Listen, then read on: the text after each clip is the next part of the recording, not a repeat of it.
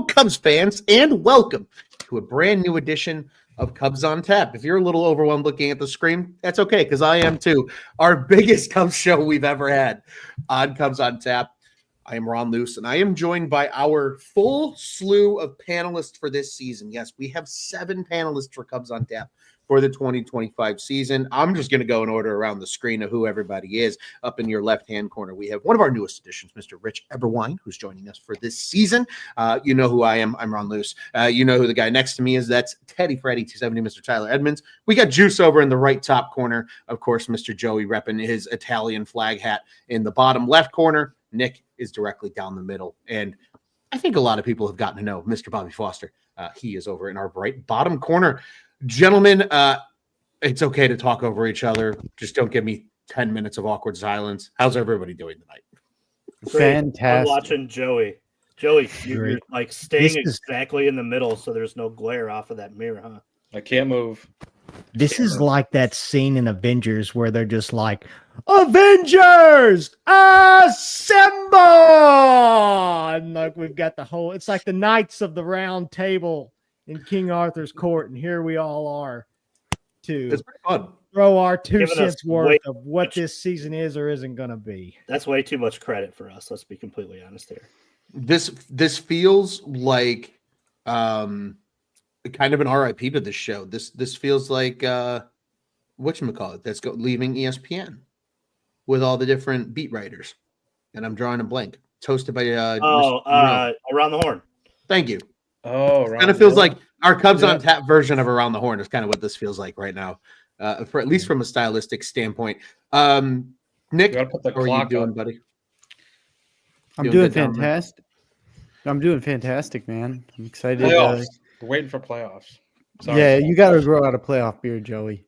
Yeah, you Come on. look. We're not It looks even so 30 weird not seeing seconds you in with the face. Yeah, Dude, you okay. better start before playoffs.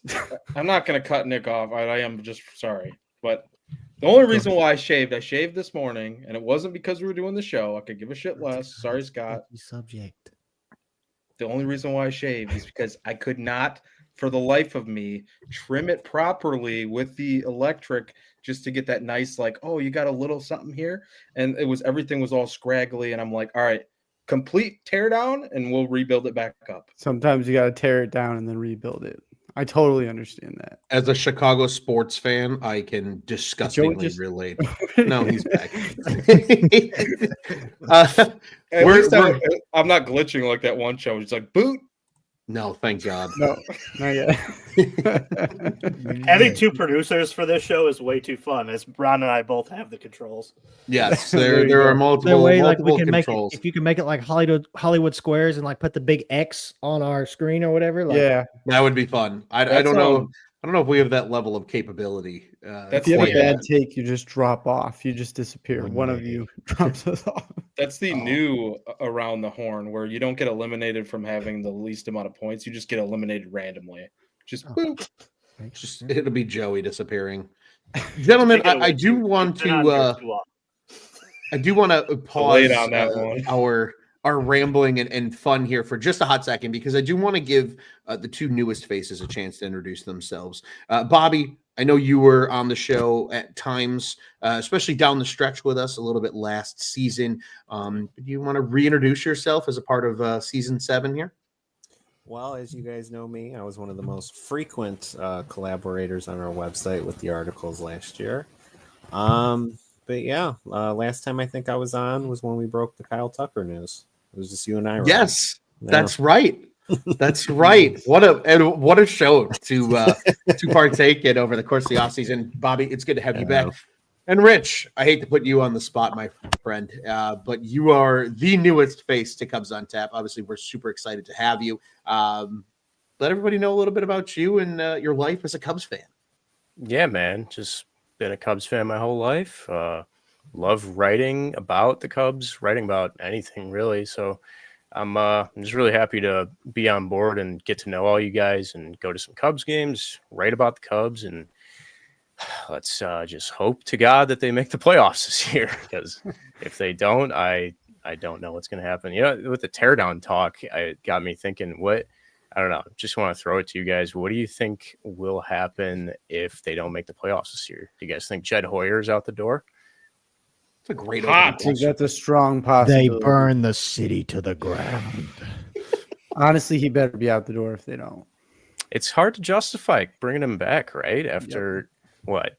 This would be the third year where you had a chance to make the playoffs and didn't. You know, It's tough. Yep. I had that same thought process as far as feeling that way towards Jed. But this last off season and this last season has been more of an eye opener as far as just how maybe handcuffed Jed Hoyer might be.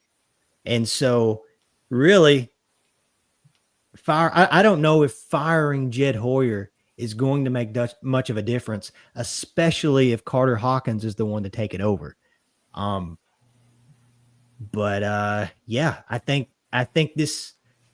Oh man, I had this argument with I talk to myself a lot. Sometimes the best conversations are with yourself.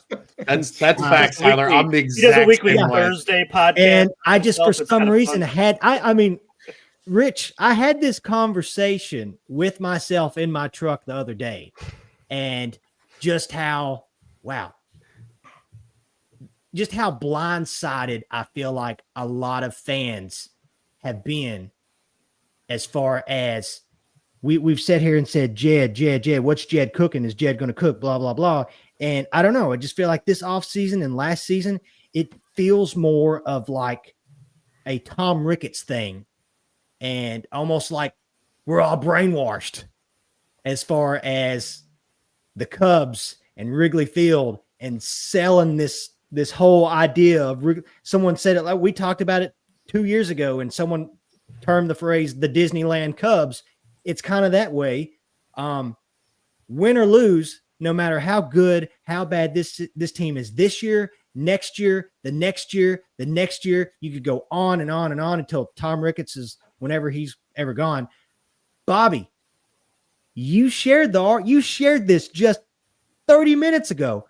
They're the second highest team in the National League at the gate in revenue. So as long as their ass is in the seat, whether they're booing, whether they're screaming for somebody's head, it doesn't matter because they're there no matter what. But what do I know? I think it's twofold, because I think you can't let Jed off the hook off of it either. Because remember, when we were talking about this back when Theo left, we really didn't know if Jed was going to be good at this or not. I mean, honestly, if you go back to his 10 years in Boston, he always hid behind Theo. His 2-year run in San Diego wasn't very impressive. So I'm not going to sit here and say that I think Jed Hoyer should leave, but we have a nice, basis of if he's good at this or not. And honestly, within the confines of the budget, don't get me wrong, they could spend more money. He hasn't gotten, I don't think, out of his players what like a Theo Epstein kind of did over the course of his run either.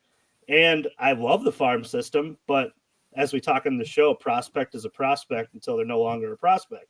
So, I mean, it is what it is, but I just don't have faith either of if Jed Hoyer does go, that the next guy who's coming back in is any more intelligent than he is anyway. I mean, who's to say that they don't go to Cleveland and pick up like James Harris and put him with, Carter Hawkins and say, hey, yeah, whatever you guys did in Cleveland, try to do here. But he's never done that job. He's an assistant, but that's close. I mean, you never know. And that's the problem with all of this too, is you can't let Jed off the hook, because for a lot of the timing, they have had a pretty aggressive payroll. This is the only offseason when we can maybe point at and say you kind of fumbled the bag with, some guys you tried to go at that you just got outbid by. And that's the thing that frustrates me the most. I'm sure we'll get to it, is that they traded Cam Smith in the year that the Dodgers are probably going to win like 130 games. And it's like, yeah, you wanted to compete, but you also need to have right. Like that's the frustrating part. Like, what are you really chasing if the Dodgers are just some empire from Star Wars at this point? I think that's the interesting kind of facet to this question, right? Is this is a huge year for Jed in terms of just his resume as the top baseball personnel person within the Cubs organization, because we look at the years of control that he's had underneath this team. I mean, 2020 was his first season, if I remember correctly, if my head's not totally screwy. Yeah, you win the division, but it was the Disney mockery version of a season. 2021's the teardown. 2022, they suck. 2023, 2024, you're an 83 win ball club. That's the best he's got to show for it. That you're just a couple games better than 500. That's not much. And also separate your. Sorry, Rod, but separate your Cub fandom and say if he hit the market, how quick does he have a job? Oh, immediately. What's the opinion outside of Cubs land on Jed Hoyer? Do they have the same opinion that he hid behind Theo Epstein? Because it's a good question. You can make that argument. Fair question. If Theo retired today, I think his legacy would be he was a good assistant to the GM. He was a good number 2 to Theo. Yeah. And we were spoiled. We were spoiled with Theo because Theo was in a spot. Obviously, Theo was good at his job with both Boston and Chicago. But Theo was in this window where they almost, a win now situation as far as between 15, 16, and 17. And so, yeah, it was probably a little bit easier for Ricketts to go on with the whole, well, I'll spend money. I'll give you money. Here's a thought, though. And I even hate to ask this because obviously it's nice winning a World Series. Is that possibly one of the worst things that could have happened during Tom Ricketts' tenure so far is winning the World Series so early? No, it's never a bad thing to win the World Series when you're in a I mean, it's not a bad thing, but it almost, and I don't know which way I lean towards it. It just feels like, and Tyler, I think because you haven't gotten back to that point. So but I was going to say hindsight's 2020, right? I mean, it's easy to look back now and say, oh, well, they haven't gotten back there, and he's resting on the laurels of what Wrigley Field and the Chicago Cubs are in this market to make money. But at the same time, what if 2016 doesn't happen? Are they still going for it? Like, maybe not to the same level the Dodgers are, but are they spending more money? We don't know, right? Yeah. I mean, I could definitely see that side of the coin where if they had not won in 16, I think in all likelihood, Bryce Harper is probably on this team right now. Had they not won the World Series, I think he would have been more. He said he regretted that too. Yeah. Recently. I think he would have been more full throttle when it comes to free agent acquisitions. But I do think he really has rested on his laurels. He sees 16 as, I did it, and then they'll just love me forever because nobody else did it here. So and hey, again, back to what you shared earlier. The fans, we have proven it's okay because we're still going to show up. We're going to fill that stadium up until it's no longer there. It's a theme park. It's not a stadium. Exactly. Whether you're wooing or booing, Tyler, like Charlotte Flair. Yeah. But there's so much more that goes into this other than just that. I mean, there's the timing that they had with the regional sports network and launching Marquee, and that is not a moneymaker as much as they thought it was going to be anymore. Because if you look around regional sports networks, they don't pull in what they thought they would do. And that was going to offset a lot of what this payroll is going to look like. Now, don't get me wrong. Tom can go in his wallet and spend a lot more money. We all know that. But his business strategy going into that was this thing's all going to pay for itself. And I think the frustrating part is now that it's not, he doesn't want to budge off of his stubbornness of, I think this thing could pay for itself. And that's where we're at. I want to make a note there, and then Joey, Nick, obviously, Rich, this was your question, so we got to hear from you as well. And Bobby, want to give you guys some floor time here as well. But I think you can make the argument, and again, hindsight is 2020. Marquee was launched at a time, or at least the thought process of Marquee was launched at a time that when you looked around baseball, regional sports networks that were owned by the team, even partially, were thriving. Yes, the Dodgers network, SNY, like all those markets were doing really well. and then COVID happened. And then ever since COVID, regional sports networks have been looked at completely differently. I think because of the boom of FanDuel is carrying regional sports networks now, right? It's a whole different world of television broadcasting for sports, right? ESPN Plus and what's happening with the NHL and them seeing a meteoric rise in their salary cap because they got on the trend early, right? So you can make the argument that like, well, Tom had his head in the right spot at the time. And it just sucks now that hindsight being 2020, you look and go, well, fuck, that just did not work out the way they had fully expected, right? And I think that's what ultimately takes them down that path. But to your point, right, you could budge off of that path, right? And the Cubs, I think, have tried, give the streaming option and things like that. But at the same time, people are getting tired of paying for 19,000 different streaming networks to watch their favorite shit. Jeez. And mind you, it could work out in their favor years down the road of them keeping this going. Like, let's say in a hypothetical world, the Blackhawks or the Bulls need a place to play or to stream their games eventually. Like that could still happen. But in the short term, the frustrating part of it is with all the cord cutting and the costs, fans decided not to indulge as much as I think the Ricketts family thought they would initially early. And I think a lot of these like Comcast, DirecTVs are just tired of dealing with these individual channels and having to negotiate over and over and over for things that realistically our generation doesn't watch as deeply as the next. If you look at like baseball in general, like the average baseball age, it went down last year, but there's still like work to be done on lowering it and making it a game to where the younger generation enjoys it.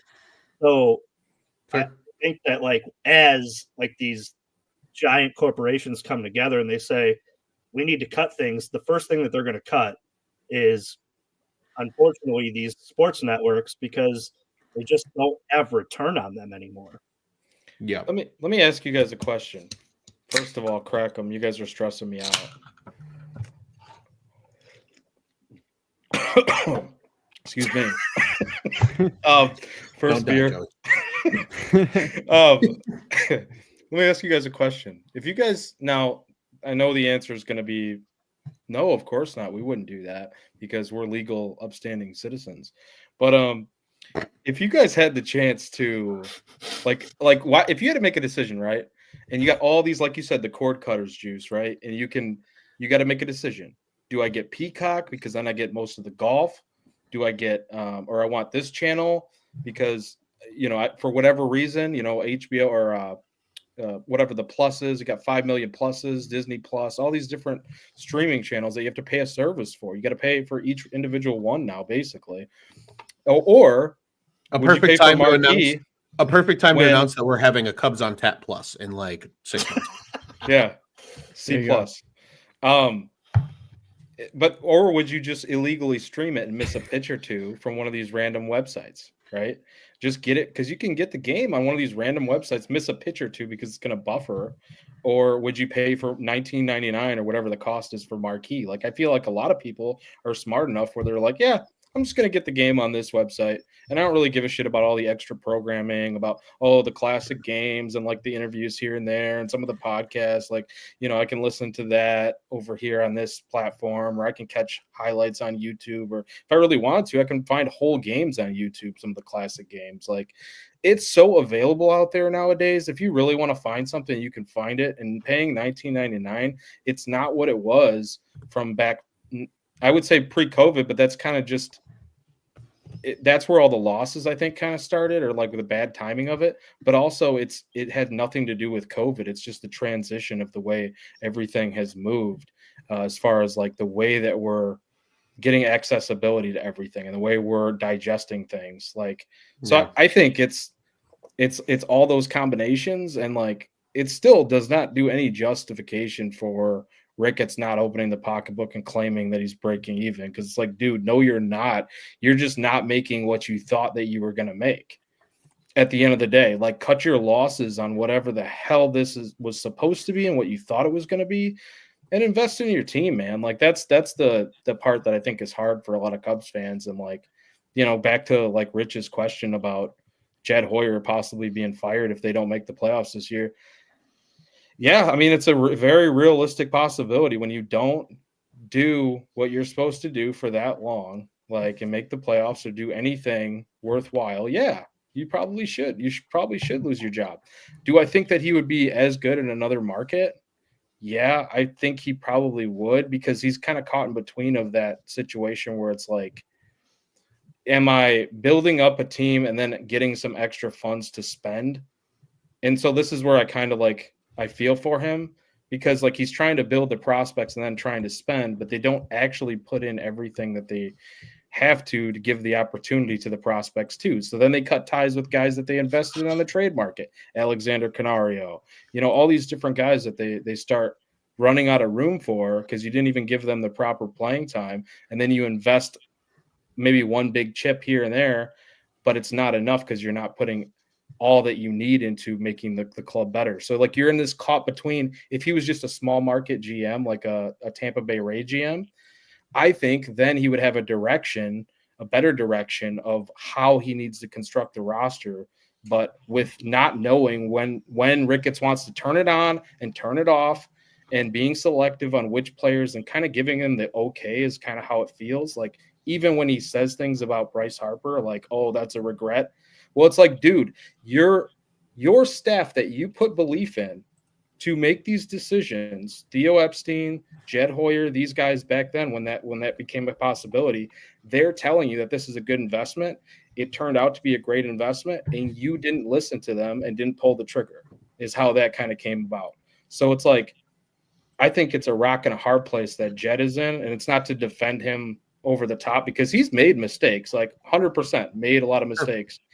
I think it would be a little bit unfortunate, but I do think in the baseball landscape of things, there's a lot of owners that would see that and be like, hey, this is our budget every year. This is our projection.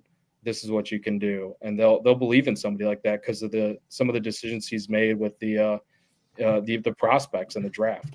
Yeah. Nick, Rich, incredible question. I mean, we've gone on a 25-minute rant effectively about it. I want to open the floor to you two here. It seems like we have lost Bobby, technical difficulties, unfortunately. Oh, no. So we'll get his predictions for later in the show from him. I'll share those on his behalf when we get to that point later.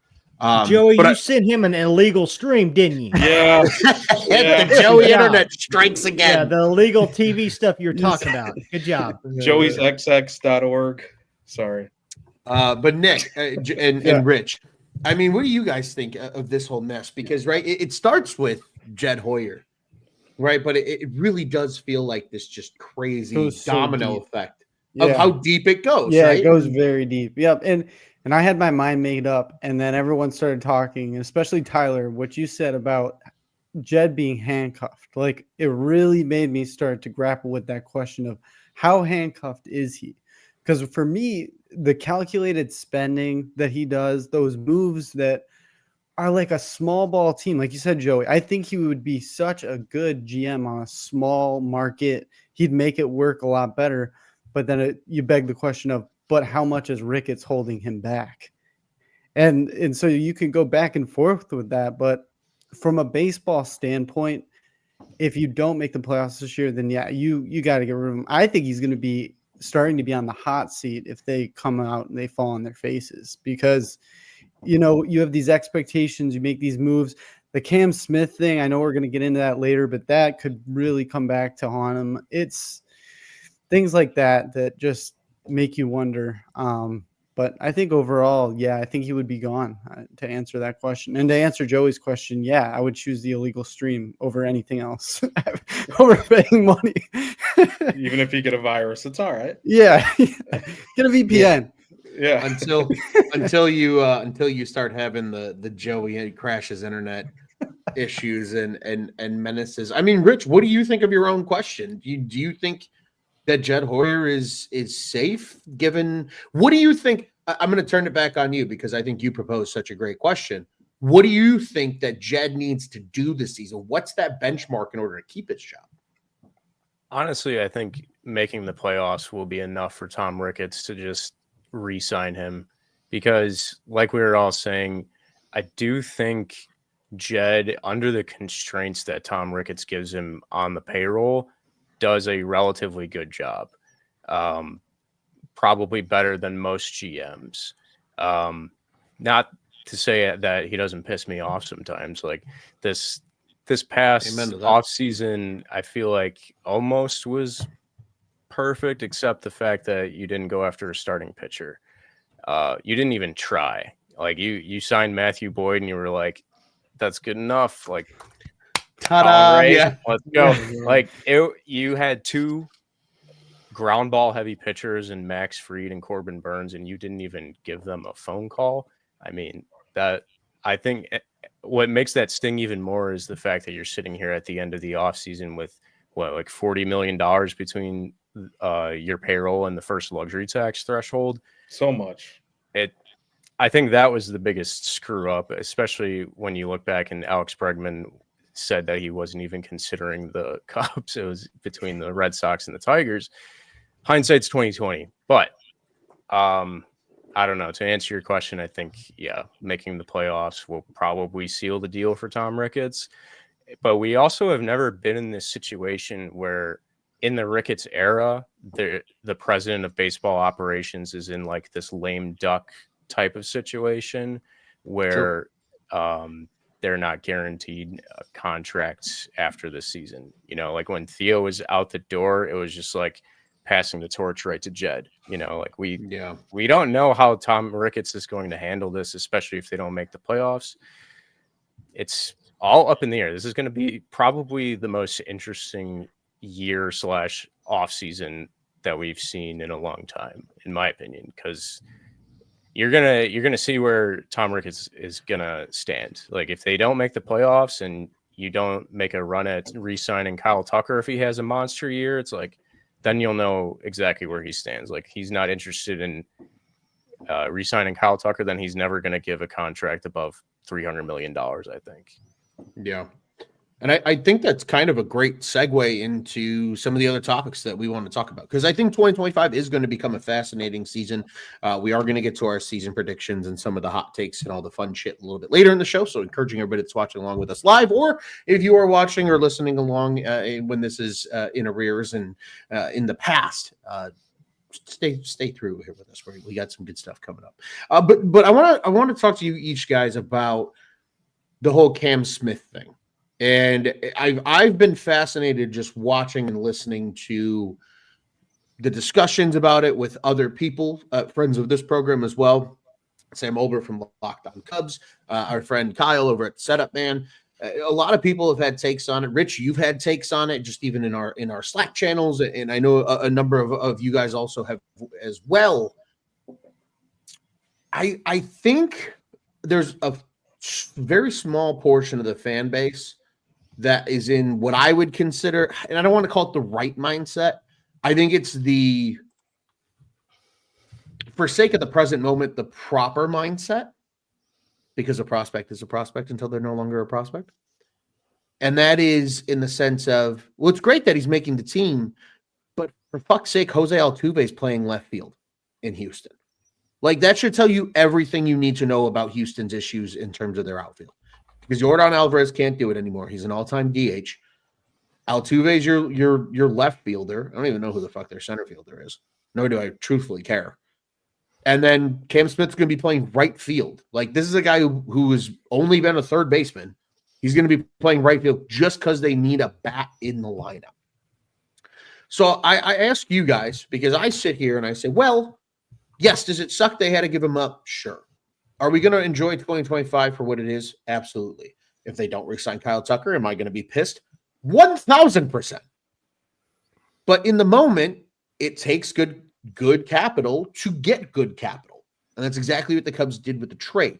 Do you guys echo in that? Or do any of you have a little bit of like they fucked up in the sense of trading Cam Smith? Because I think there is a good portion of the Cubs fan base that does feel that way. And I don't necessarily think they're wrong. I just think it's interesting because it feels like one of those things where it's like, yes, of course you want the team to produce homegrown talent, but at the same time, it's great that you have a good farm system, but for every, if Cam Smith does become a superstar, right? For every Cam Smith, you also have a Brett Jackson. So what say you guys? Are you in that mindset with the Cam Smith trade, or are you a little salty and a little pissed off that young homeboy, especially because, right, in theory, they valued him, or they valued Matt Shaw over Cam Smith to be your opening day third baseman? Any angst towards the decision to move on from Cam Smith, despite him making the opening day roster for the Houston Astros?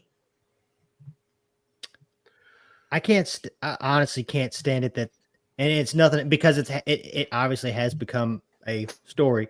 I can't stand that it's an issue in the Cubs fan base. I can't stand brutal. It is annoying. Here's what would have happened had Cam Smith not been traded for Kyle Tucker. The prospects like Cam Smith, he would not have been called up in 2025. Wouldn't have happened. Exactly. They would have shoved the prospects once again down our throats. They would have made, here's a cool YouTube video, a YouTube thing on our YouTube account of, life on the farm and blah, blah, blah. And that would have been shoved down our throats about his potential. And then let's say eventually he does get called up. Let's say they call up him and Matt Shaw and they have good seasons. And let's say Cam does really good. Are you even confident that they would even extend Cam Smith? I'm not. They would squeeze every little penny that they could out of Cam Smith and, got what they wanted out of him. And then probably would have dropped the ball in free agency. It's like last episode we talked about with just this offseason and just the way that some of the fan base has reacted. And it's Kyle Tucker. Had they not traded for Kyle Tucker, you would have bitched that they didn't get a superstar caliber player that they needed. And we've sit here and talked about prospects and how, it's important to build up your farm system and everything like that. And this is part of the reason why to trade for guys like Kyle Tucker. So the ones that are bitching about, look, Cam Smith, he's in the majors now. And if you trade for a guy like Kyle Tucker, you hope that you have at least one player in that trade that's either major league ready or is going to be close to playing in the majors. Maybe he goes off to have a good career with Houston. Great. Happy for him. Maybe he's absolute dog shit for Chicago. So, it would suck if they don't extend Kyle Tucker. But the ones that are bitching about Cam Smith are the same ones that would bitch and whine had they not done anything. And it's exhausting reading about it. The frustration shouldn't even be over Cam Smith. It should be over whether or not they extend Kyle Tucker. It's like you picked up the girl, like the sure thing, hot ass girl in school that like she's everything. She has the track record and all this kind of stuff. And you're going to date her for a year and things may go longer than that. And then maybe you just met this one girl at the bar who she's cute. You don't know where it could go, but she's out there, but you've got this one surefire 15 out of 10. And you're still pissed off and bitching about the one you saw, last night. It's exhausting. It's really a good analogy. It just, look at Cam Smith. He's crushing the ball in spring training. Okay, cool. I bet you if Kyle Tucker would have had a home run, had multi-hit games in the first 2 games in Tokyo, we wouldn't have said dick about Cam Smith. But because he's hitting the ball in spring training, Jan effed up. He screwed up. Our life's over. Blah, blah. That's what it is. I think we're comparing issues. It's going to be a long season if that's how you feel. Sorry. Not yelling at anyone else. These are the conversations. It was so good that you got muted by your own mic, Tyler. Too much fire. These are the I want to continue that I have with myself in my truck, Rich, that I was talking. I'm not crazy. I'm not. This is it. Everybody else is crazy, not you. Yeah, I'm not crazy. I just want to continue the analogy because I think in high school, I always thought that having the best timing Like it was the timing of being single for the girl that you're looking for, right? I think on the flip side, you could make the argument that like the timing on this just paints the Cub in a corner where they have to re-sign Kyle Tucker or you double lost, which I think is something that is extremely frustrating. And I see why, if you're one of those people who are sitting behind the keyboard and you were one of those prospect pushers, which there are plenty, you looked at Cam Smith and you said, it's a position that you don't have a lot of depth at in your own system that you're trading from. And the seasons that he put up in his meteoric rise within the prospect system at the levels that he played at last year were unseen. You know, that's an amount of power that I don't think's been in the system since like an Eloy Jimenez, and they traded that away, and look how that worked. So there's a lot of parallel where I could see where you could sit on Twitter and see it both sides. But what I hate is, did you trade all of this for 81 games of Kyle Tucker? Because if the Cubs don't come out to a good start, and if you've looked at their April schedule, it's very possible that they don't come out to a very good start. There are going to be people that when it gets to the trade deadline, regardless of where they are at, are going to be on the side of you have to trade Kyle Tucker, because if you're not going to make the playoffs, you have to restock what you lost in Cam Smith. So, and if you're not going to extend him. Right, 100%. So I see both sides of the coin. Just And trade him back to Tyler, I Houston agree for with Cam you. Smith. What's that? I said they could just trade him back to Houston for Cam Smith. I mean, and maybe all things are right at the end of that. But I think like diving into it, the way that the 2016 Cubs were built to win over a course of 3 straight years was minor league contracts and guys on arbitration, and they spent on the pitching. And that's why they were able to do these things within the Ricketts budget. So some of this is also frustrating because, yes, a prospect is a prospect is a prospect, but you're looking at a kid who's 22 years old and he's going to make the major league roster at his age and he could have played a position that you need for this year. And maybe you could have gotten more creative with the Tucker trade and maybe not let a guy like that go. You know, that's maybe you give up more pieces opposed to just giving up a Cam Smith and a Paredes. Maybe you had the option to work in, you know, a Cade Horton, or maybe you had an option to work in, you know, an Owen Casey. There's a lot of different, you know, ways that you could look at this, and we're not in the room, but I also look at this and I say, it's a 22-year-old right-handed power bat at a position where the Cubs have no prospect depth at that position. They are so much betting on Matt Shaw, and if Matt Shaw fails, this looks even worse. That's the other half of this. So, I mean, it could get extremely bad where you lost 3 times in this trade. You traded Cam Smith, you didn't re-sign Kyle Tucker. And Matt Shaw was hoisted into a position that he is maybe not ready to be in yet.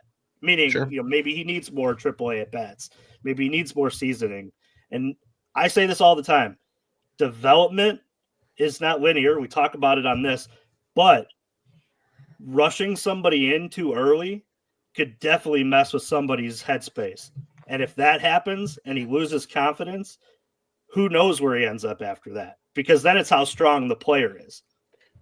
Sure. I think you can make the argument about that with Cam Smith, right? Where like he's being thrust into this environment with, you know, with the Stros, and it's like, well, what happens if it doesn't work out? And again, just a big shout out to the comment section. There are so many good comments that like I can't even keep up with them because of the amount of people we have on the show tonight. So appreciate everybody jumping in and providing those. But like Scott says here, Gage Workman had a better spring training than Cam Smith. He says, "Fight That's me." what I was gonna say actually, because Well, take it away, Joey. Are we comparing the wrong 2 guys? Because Gage Workman's literally a rookie too, and he's having a great spring training. Now the prospect pedigree is very different. Very different. And so but that goes back to your point of like, you don't know what somebody is based off spring training ever. So it's like the Astros putting this guy on a fast track, and I'm not saying this guy like he's not going to be a stud. I think we all kind of at least I do really think he's going to be a stud. But like you're putting him on a fast track. I don't think Tyler, to your point originally, if he's on the Cubs, he's not fast tracked this year. Like he got fast tracked last year through a couple of few different levels in the minors, and he barely had any time at those stops. And yeah, he killed it at most of those. But as he went up to each stop, the power kind of declined a little bit. Mhm. Like it wasn't as significant as it was when he was first on that stretch when he first started getting called up. So now he's killing it in spring training, and I get that too. I just don't know, man. You'd never know how these things are going to pan out. And But Joey, I was told that spring training doesn't matter. Right, and that's what. See, it only matters if it's somebody that you believe in, and it doesn't matter if it's somebody you. Well, I don't know. Whatever the fucking way I was going to put that, but No, I think Man, I don't you know. hit the top. I just think that this is like such a topic of like it's going to come down to the extension, obviously, Yeah. but you have no idea until he hits the market because he's not signing an extension early. Like we just know that that's not going to happen. But we do run into that issue, Juice, of like If are Kyle people Tucker, going to be begging for a trade at the trade deadline, and then you kind of fucked yourself in that point? Like You I painted yourself into a corner. And if that's- Kyle, let me put it this way: if Kyle Tucker Yeah. signs an extension early, 2 He's an idiot. episodes are Braun loose in the Mankini, because it's not he's- going to happen. he's- Yeah, it's He's not also happening. he also fired his agent if that's the case. So I would never want to see you in a Mankini more than if he Ever signs again? an extension early. We don't have to ever again after that, but please, if he signs an extension early, that'd be amazing. But I don't know, man. It's like people are freaking out about Cam Smith, but like at the same time, like we were saying, they would be freaking out if we didn't make a trade for Kyle Tucker, if they didn't do like a move like that. And I was on board with it fully when it happened, because I'm like, you finally got a star. Now, did you drop somebody that was a good bat in Cody Bellinger? Like I kind of want to bring this in back to the Cubs a little bit too, because we're very much talking about like hot topics, but not like the season too. Looking at this season alone, you dropped Cody Bellinger. You saved money. That goes back to the dollar issue of saving money where you don't need to be saving money when you have all this money. You could have spent on other players too. I think people would feel a lot differently if they spent that money on a starting pitcher that they saved from dropping Cody Bellinger or getting rid of him and picking up Kyle Tucker. People would feel a little bit differently. But because it just felt like you got rid of Cody Bellinger and then you replaced him with Kyle Tucker, now you look at the quality of player, Kyle Tucker is going to be a lot better than what Cody Bellinger was last year. So it's not like you just dropped a position for a slight upgrade. Like this offense, I think, is going to be a lot better. Like I truly believe that, because you add in that one stud and then some healthy guys around it, where some guys were hurt at certain points of the season last year. Even if Matt Shaw's garbage, a fill-in piece could probably at least handle their own, and maybe that's your 1 or 2 hole in the lineup. And if the rest of the guys are average or above average with a Kyle Tucker in your lineup, then the problem is, I'm going very full picture here, and I'm sorry, but like the problem goes back to, what's your biggest weakness? Your biggest weakness is pitching. And now we have another problem that we didn't think was a problem last year as far as the starting pitching and all this. Like, I don't know, man. It's like they can't fill a hole and overcome it by supplementing the rest of the team and fixing those weaknesses. They fix a weakness and don't totally improve elsewhere. And so that's my biggest issue with all this. I could give a shit less if you get rid of a prospect. I'm sorry. I could give a fuck less if you get rid of a prospect before he makes his debut. I don't care. Fair. But if this dude turns out to be a stud, yeah, we might all be crying later on. But like, and Joey, just win games, dude. Just win games. Like, to your point, and Rich, I kind of want to give you the floor here again, because you brought this up a little bit earlier. Is your frustration with this Cubs offseason was not taking the Cody Bellinger money and putting it towards a starting pitcher? Well, I mean, I guess you can make the argument they did, but it wasn't a Corbin Burns or Max Fried. Rather, it was Matthew Boyd. So you don't even fully address a position of need when maybe you could have and maybe they could have done this via trade. if we're sitting here and having the same argument, and Rich, Nick, we still need to hear from you guys. But what if you moved on from one of these other prospects, right? This is a very good farm that Jed and company have built. What if you moved on from one of the other guys in the top 10 with maybe a couple of the guys in your bottom 20 to 30, right? Maybe you package that all together and say, hey, would you look at this? We went out and got a pitcher, and you get a guy that's under team control, and then he's economically friendly, and all things are good, right? We heard about the Michael King rumors. We heard about the Dylan Cease being a little different, but Michael King now has just signed at least a short-term extension where, okay, you have him for 2 years at a very friendly dollar amount.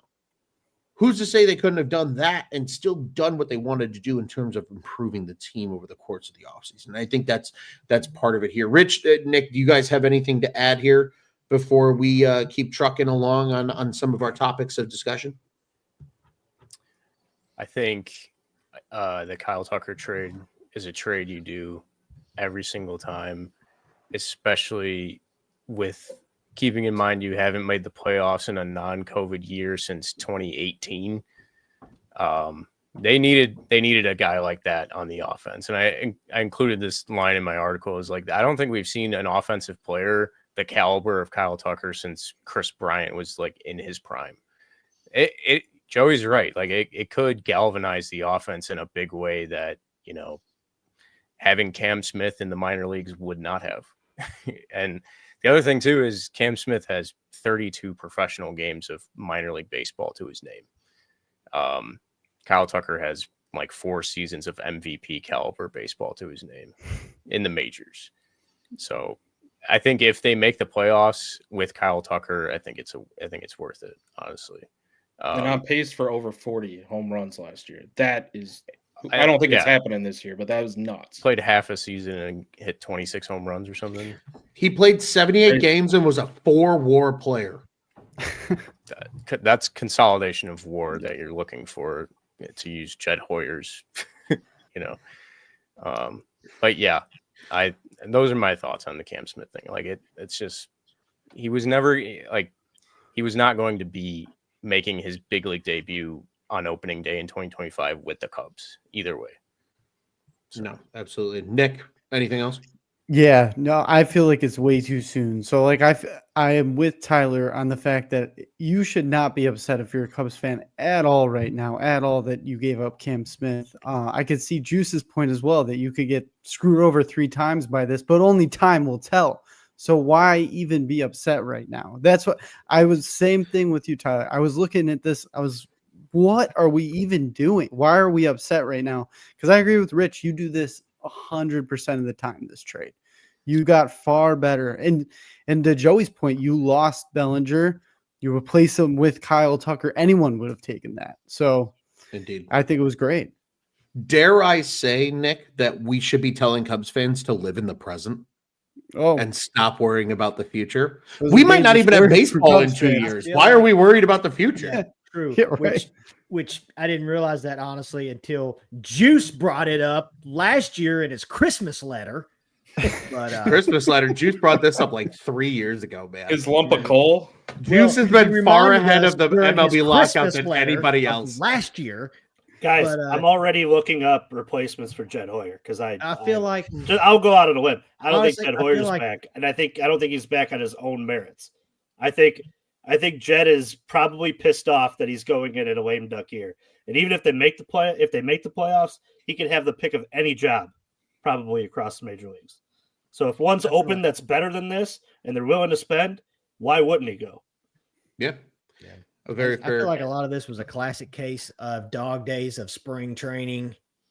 What do you want to talk? What are we going to yell about? What are we going to talk about? But that's fair, right? Because it is largely a very similar team. There wasn't a lot of turnover. Obviously, Tucker was the big piece, right? So that is going to be the hyper focus of most Cubs fans is the results of it. What are Isaac Paredes and Cam Smith doing? What is Tucker doing as a Cub? What are the Cubs going to do with the money that they moved off of Bellinger, right? Like that stuff becomes a hyper focus as a result of it. But speaking of things that are hyper focus, We got a couple more news pieces to, and we're already pushing an hour, but that's the fun of the season preview episode. I encourage everybody to. I hope everybody's got a little beverage ready, and we keep this thing moving here because I'm going to consolidate the two talking points that we had into one because I think they're largely the same thing, and that's pitching, and they're pitching updates.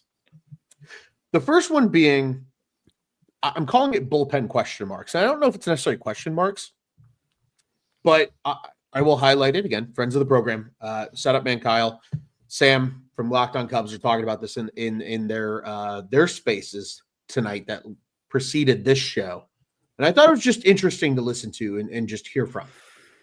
But there's a lot of concern around the bullpen. Presley has not looked great.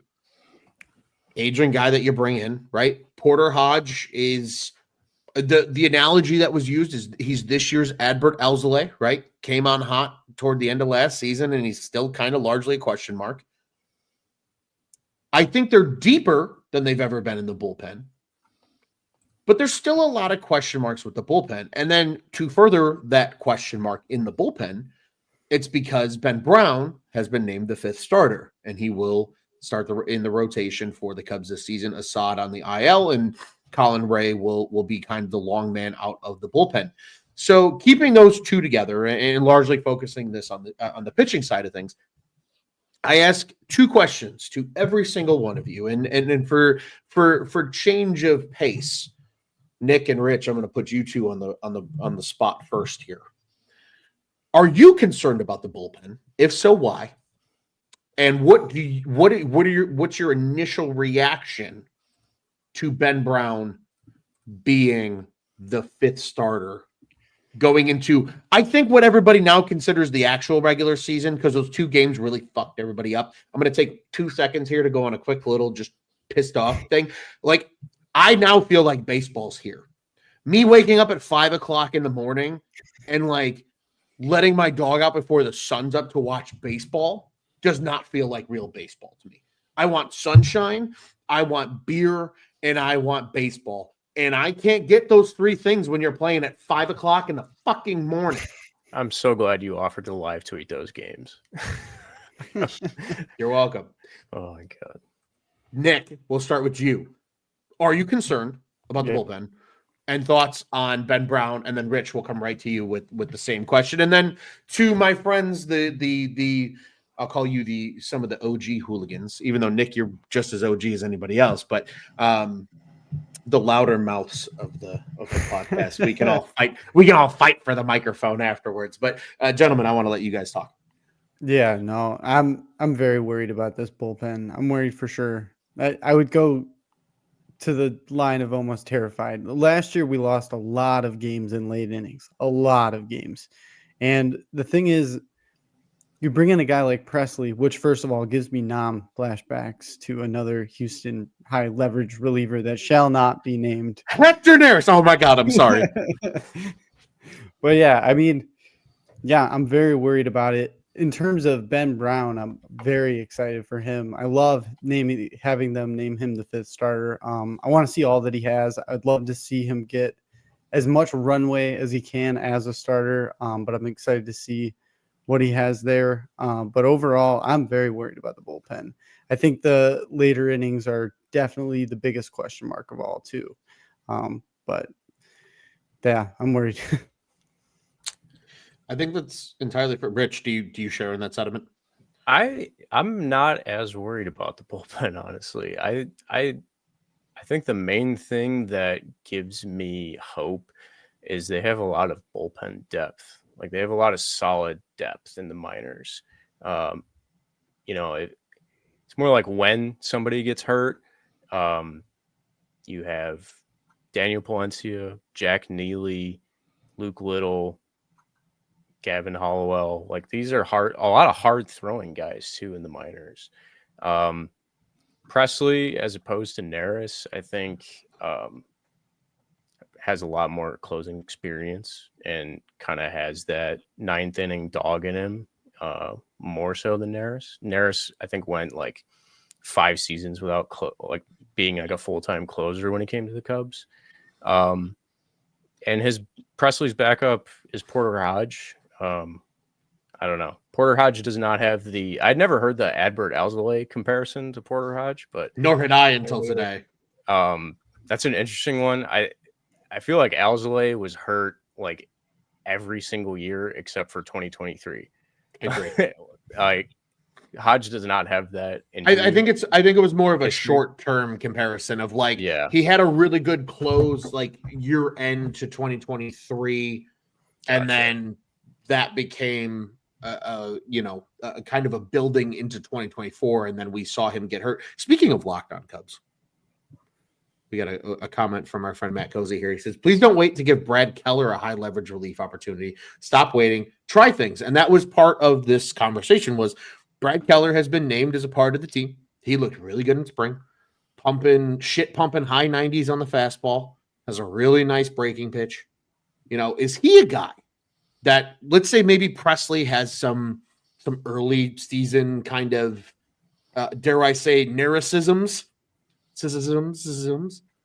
that they turn to a guy like him who's been in the league and done it. Like, I think a lot of people don't realize how long Brad Keller's been around Major League Baseball. Like, he's got experience. This guy was a starter. This guy's been a reliever. Like, he's done everything. Maybe he's a guy that you can turn to, too, in a pinch, because he kind of feels like a little bit of a gem that they were able to kind of find here late when it's all said and done. I loved the Keller move. I'm like a weirdo that way because when they first made the move, like there was 2 or 3 years. I mean, there's more than one way that I'm a weirdo. You could have stopped at "I'm a weirdo" and then like hit the mute button right after that. Yeah, I'm a weirdo. Pass. But no, I actually like a couple of years ago, I was actually, and I'll shout him out too, Greg Zumach from Northside Bound. Yes. Me and him were talking like about Royals pitchers, and I think this might have been something I might have mentioned this on the show like a year or two ago. I don't remember, but we were talking and like about how royally, like no pun intended, but I guess pun intended, royally awful they've been with developing some of their stud draft picks that they've had. And Keller wasn't, I don't know if he was exactly a stud draft pick, but he always had like really unique stuff. And like his horizontal movement on his fastball is just like super interesting. Like he actually gets a lot of the horizontal movement that you don't typically see, like from a 4-seam fastball. So like, and the Cubs have a lot of guys that are similar to him. Like even Ryan Presley, like that move, like he's a guy that's like that. Justin Steele's a guy that's like that. Porter Hodge is also a guy that's like that. And like, I think tapping into some of the stuff that he does well. Now him throwing a little bit harder, I think that could make a big difference too. But like finding the pitch mix for him, because the slider is also really nasty. When he uses it correctly, like I think it got tapped around a little bit too often last year, but like his ground ball rate is also really, really good from a guy like Brad Keller. Now tying this back into the bullpen, the one guy I could see like really making a jump and being a high leverage, like possibly even the closer if Presley struggles, would be Nate Pearson, because Nate Pearson has electric stuff. Like this guy, he was dominant basically when the Cubs made the move to brought him in last year. He was really good. I wouldn't say dominant, but he showed a lot of really good stuff. And even in the spring training, he's had that high velo. Julian Merriweather also has the high velo back after the injury. Like Merriweather at certain moments, like those guys all the bullpen guys need to like fine tune things a little bit. But the bullpen can be it's the most variant position, I think, for any baseball team. So it's like, it's hard to project year over year. Did they do enough? I don't know. Presley's a guy that's got like so much experience and he actually waived his no trade clause because he wanted to close games here. So like, he really wants to be in that position. I think it might just be an issue of him not quite having it yet and being a little bit slower to ramp up maybe in his veteran years. I don't know. That's a possibility where it just takes guys a little bit longer, even when you're older, to kind of get the feel for things back a little bit. You'd think they'd have more of a routine down in their off seasons, but I think with age, sometimes it takes you a little bit to really get going and ramped up and loosened. But I do think that like there's some really good potential, and going back to Ben Brown being in the rotation, do you guys think that him being named fifth starter, as much as it is about a high upside arm with strikeout ability and a guy that you could see being like an actual really solid starting pitcher, especially if he develops the third pitch really well, do you guys see that as early season move because you've got some other guys like Brad Keller and Colin Ray who can help stabilize the bullpen from a consistency standpoint, rather than putting Ben Brown in that position where it's like, oh, you need to hold this game late. You need to be a guy that we depend on in close games late.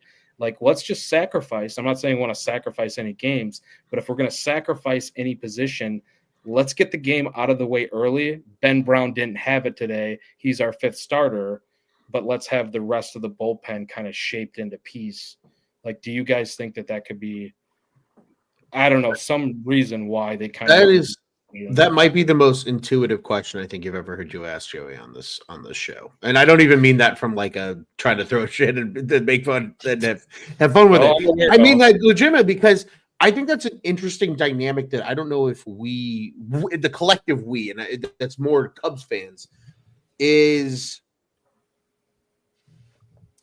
something we haven't thought about. Obviously, yes, we know what Ben Brown looked like in the rotation. We got a taste of that at the beginning of last season before he obviously got hurt. But I think because of, like we've discussed here tonight, a lot of other great shows in the world of Cubs fandom have discussed this as well. There is more depth in the bullpen this year than there have been in previous years. I would argue there's more starting depth as well. It might not be the starting depth that we all love and are adoring and, wrapping in with warm hugs. But when you have a guy like Colin Ray who can step out of the bullpen into the starting rotation, that's helpful. When you have a guy like Javier Assad once he returns from injury, that's super helpful. And Keller's a former starter too, really. And Keller's a former starter. He'd probably need to be stretched out a little bit at this point based on how he's been used. But nonetheless, a guy that understands what it takes to get to that point, so could be stretched out. God forbid there's a couple of injuries and maybe you kind of piecemeal your way until he can be a consistent five starter or something like that. If it really gets to that point, I think that's an interesting dynamic to it. I also wonder though, if this could be partially just that they see Ben Brown as a true piece of the future of the starting rotation, because I don't know if people entirely realize this. This starting rotation in about 2 seasons can be entirely turned on its head if they really wanted to, because Imanaga is only guaranteed through this coming season. I don't think a lot of people realize that. They would need to pick up additional years. He can opt out after the second year. Either they're in on mutual option for years 3 and 4, or the Cubs just say it's a 5-year deal and we keep it moving. It's got all those little weird idiosyncrasies that are in it, but it's only really 2 guaranteed seasons of contract. You can make the argument about Steele, right? He's in ARB 3. So he's got 1 more year of ARB and then he's a free agent, I think. Maybe 2 years of ARB and then he's a free agent. Tyone's only got this season and next season. Boyd is really a 2-year deal. I know he's got the 3rd-year mutual option. So you look up and down the starting rotation, it can be entirely flipped on its head in 2 seasons, where the likes of Ben Brown and Cade Horton and some of these other guys are the ones coming up and taking those starting rotation spots. So to me, I make the argument. I still think you make a great point, Joey, not discrediting that at all. I also feel like there's a piece of it that the Cubs say, let's see what a few years from now looks like right now, and let this kid just get the opportunity, because, and I wonder if he did enough to maybe even overtake Javier Assad had he even been healthy in that conversation to be the 5th starter. I'm saying, look, we love Javier Assad. We love what he is. We love what he can do. But that's also the same guy that was reportedly being the big name thrown around in these Padres trades, right? They seem okay with being willing to part with him, where Ben Brown, I don't think, is that same player. Yeah, could make the argument for that for sure. I think Assad is an interesting case, and also Horton is interesting because it feels like people are forgetting a little about him just because the injury. along with Wicks. But like there really is though. That's a great problem to have right now with the depth. Sure. It's just finding the front line. Like I fully expect Imanaga, Shota, and this is so wrong to like feel this way probably, especially after the rookie year he had. But I feel like Shota is going to drop. I think he's going to regress this year. Like I really do. I know he had a great first outing, hit the Dodgers for a little bit.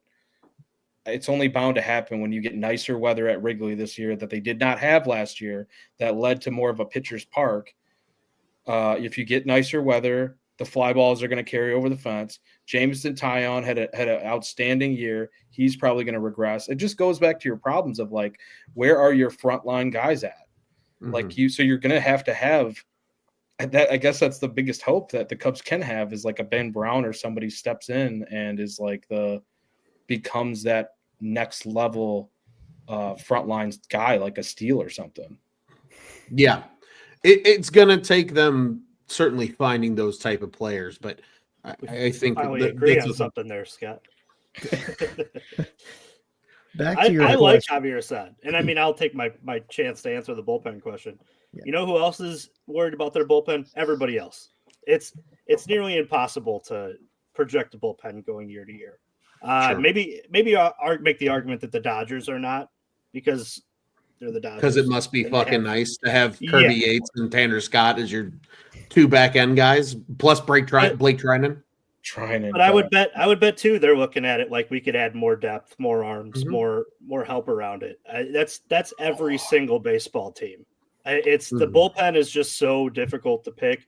I can't sit here and say that I'm excited to watch them go out every day, but it can't be worse than it was last year.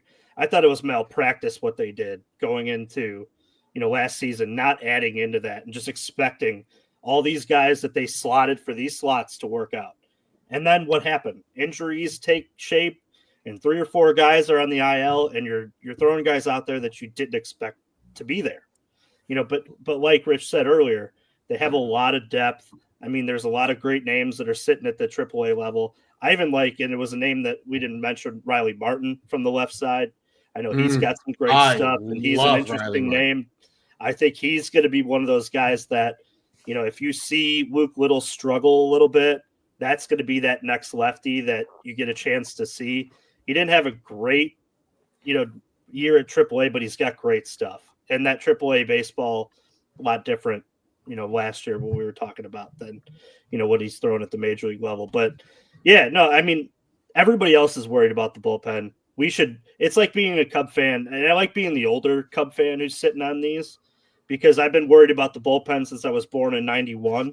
So this is just not new to me. It seems like it's pieced together. And even if you look over the course of when they won the World Series in 2016, tell me at the end of the year, the names that were contributing, they definitely weren't the names that they slotted at the beginning of the year. I'll tell you that right now. And it's never that way. Traded for Chapman. I mean, in the bottom of the 10th, it's Montgomery, a guy you traded for, and Edwards. So the names that come out of left field. It was the same with Tyson Miller last year, who seemed to be that guy that came out of nowhere and had a good run. But Jorge Lopez. But to go back to Presley too, if we're going to sit here and talk about Cam Smith and how important his spring training is, you can make the same argument on the bad side for Presley. It's like, when it fits your argument, it looks so much better and it makes your point. But I mean, until we start playing real baseball games and the ones that matter, we'll see. But they have a lot of great depth that I think Rich hit the nail on the head, that they truly have different moves on the chessboard, opposed to last year. It was like they were playing checkers even going into that year. They made a lot of veteran minor league signings on the relief side, like Phil Bickford, Chris Flexen, Ben Heller. These guys are going to come up and pitch, for a week or two. But some of them could stick around longer than that. You just need so many guys to plug holes as the 162 games goes on. And I feel like they did such a good job focusing on that this offseason. we'll see how it works. Obviously, like everything that we all said here, I think is true. Like it could go to shit, you know, like it does. Of course, It always there's could. a possibility. It always could. But yeah, definitely. White Sox legend Chris Flexen is going to start at least one game this year. And to go back to that Assad kind of point we were talking about, I think Assad, obviously he's not healthy right now, but the fact that he can go back and forth and pitch out of the bullpen, and really, if you look at it, they lost that get out of a jam guy. And Tyler, we were talking about this on our last show. How easy would it be to just put Assad in that mop up kind of Al Leiter situation where over the course of his career, it's like he gets into jams and he gets out of it. Well, this is the same thing. You know, it's you coming out of the bullpen into a jam, trying to escape without, minimal damage. You know, maybe he has a way to ending it up into that bullpen and that's his role, or maybe he's making spot starts or what. But the fact that he can go back and forth and has done it with success, I think is why you see Brown in the starting rotation to start here, because there's just more data on Assad out of the bullpen than there is Brown due to the neck injury last year. Definitely. Tyler?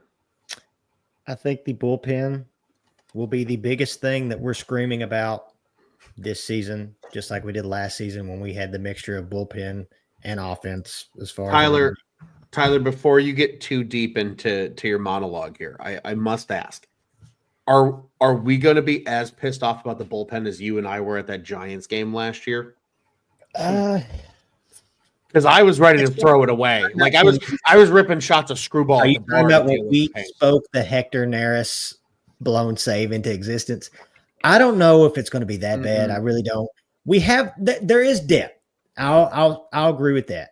As far as the quality of depth, I think that it still needs to be seen. Just because you have guys that have had their moments, but they've also had their flaws, like Nate Pearson. I love Nate Pearson's stuff, Joey. I saw him just seeing him live last year. I thought that guy had closer written all over him. And maybe he is. I don't want to get too far into it because it also has some stuff to do with what I don't want to say too much because there's something I want to bring up when we get to our predictions. But as far as like Brad Keller, does Brad Keller really move the needle for me? Not really, just because looking at his baseball reference, he's gotten hit around a lot. He's throwing high 90s. He's gotten hit in spring training, but it's 10 innings. I get it. Maybe he figures something out, just like Ryan Presley and everybody else. But I will say they've got a lot of pieces. It's just the whole trying back to what you were saying, Juice, trying to just like most other bullpens, minus the Dodgers and Cleveland and Milwaukee.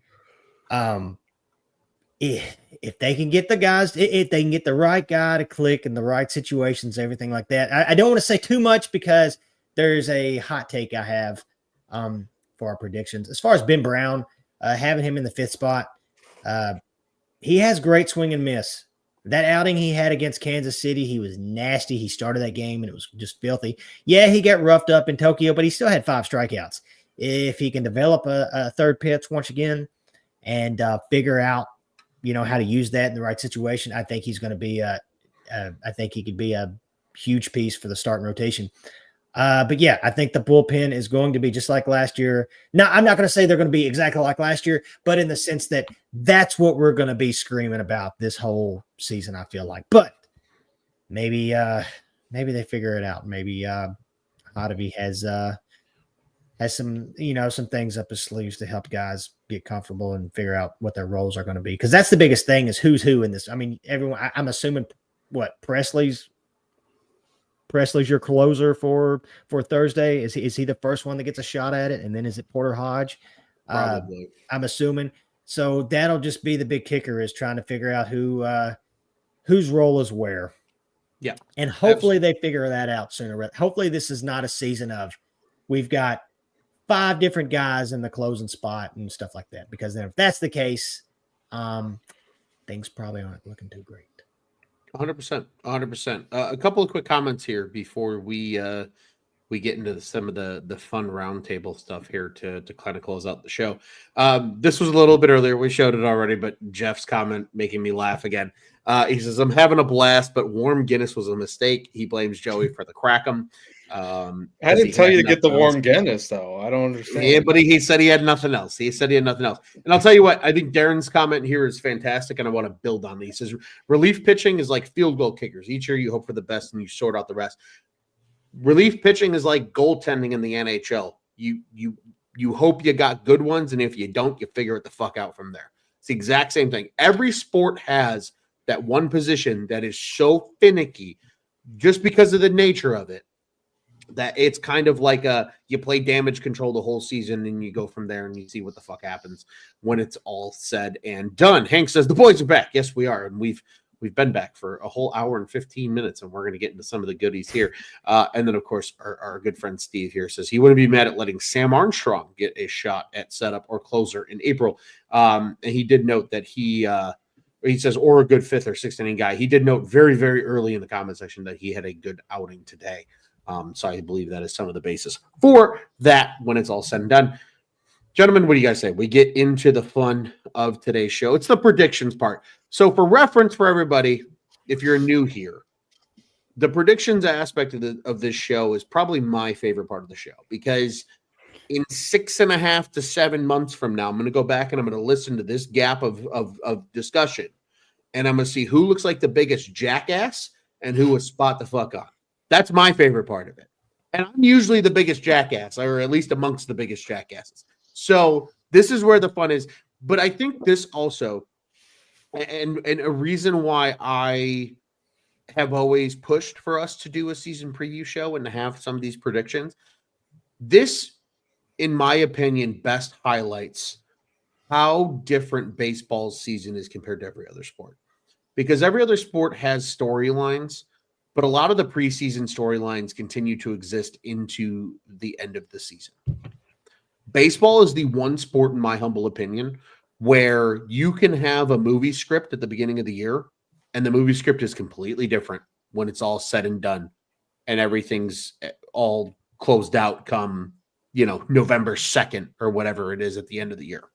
And I think that's what makes baseball cool. And that's what makes these kind of fun, because we get to see, oh, wow, hey, this guy was spot on, or this hot take really stuck, versus, wow, we were off and had really high expectations. Like, I think there's a few of us that picked Trey Mancini to lead like the team in home runs, I believe, in 2023, for reference. Like, it gets really fun when you see kind of how everything evolves over the course of a season. So with that in mind, gentlemen, we'll start with team record. This one's...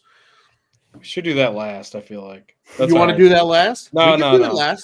We can do it last. You got the order here with the banners, though. I don't want to fuck that up. I can fix the banner. You would have fucked it up anyway, Joey.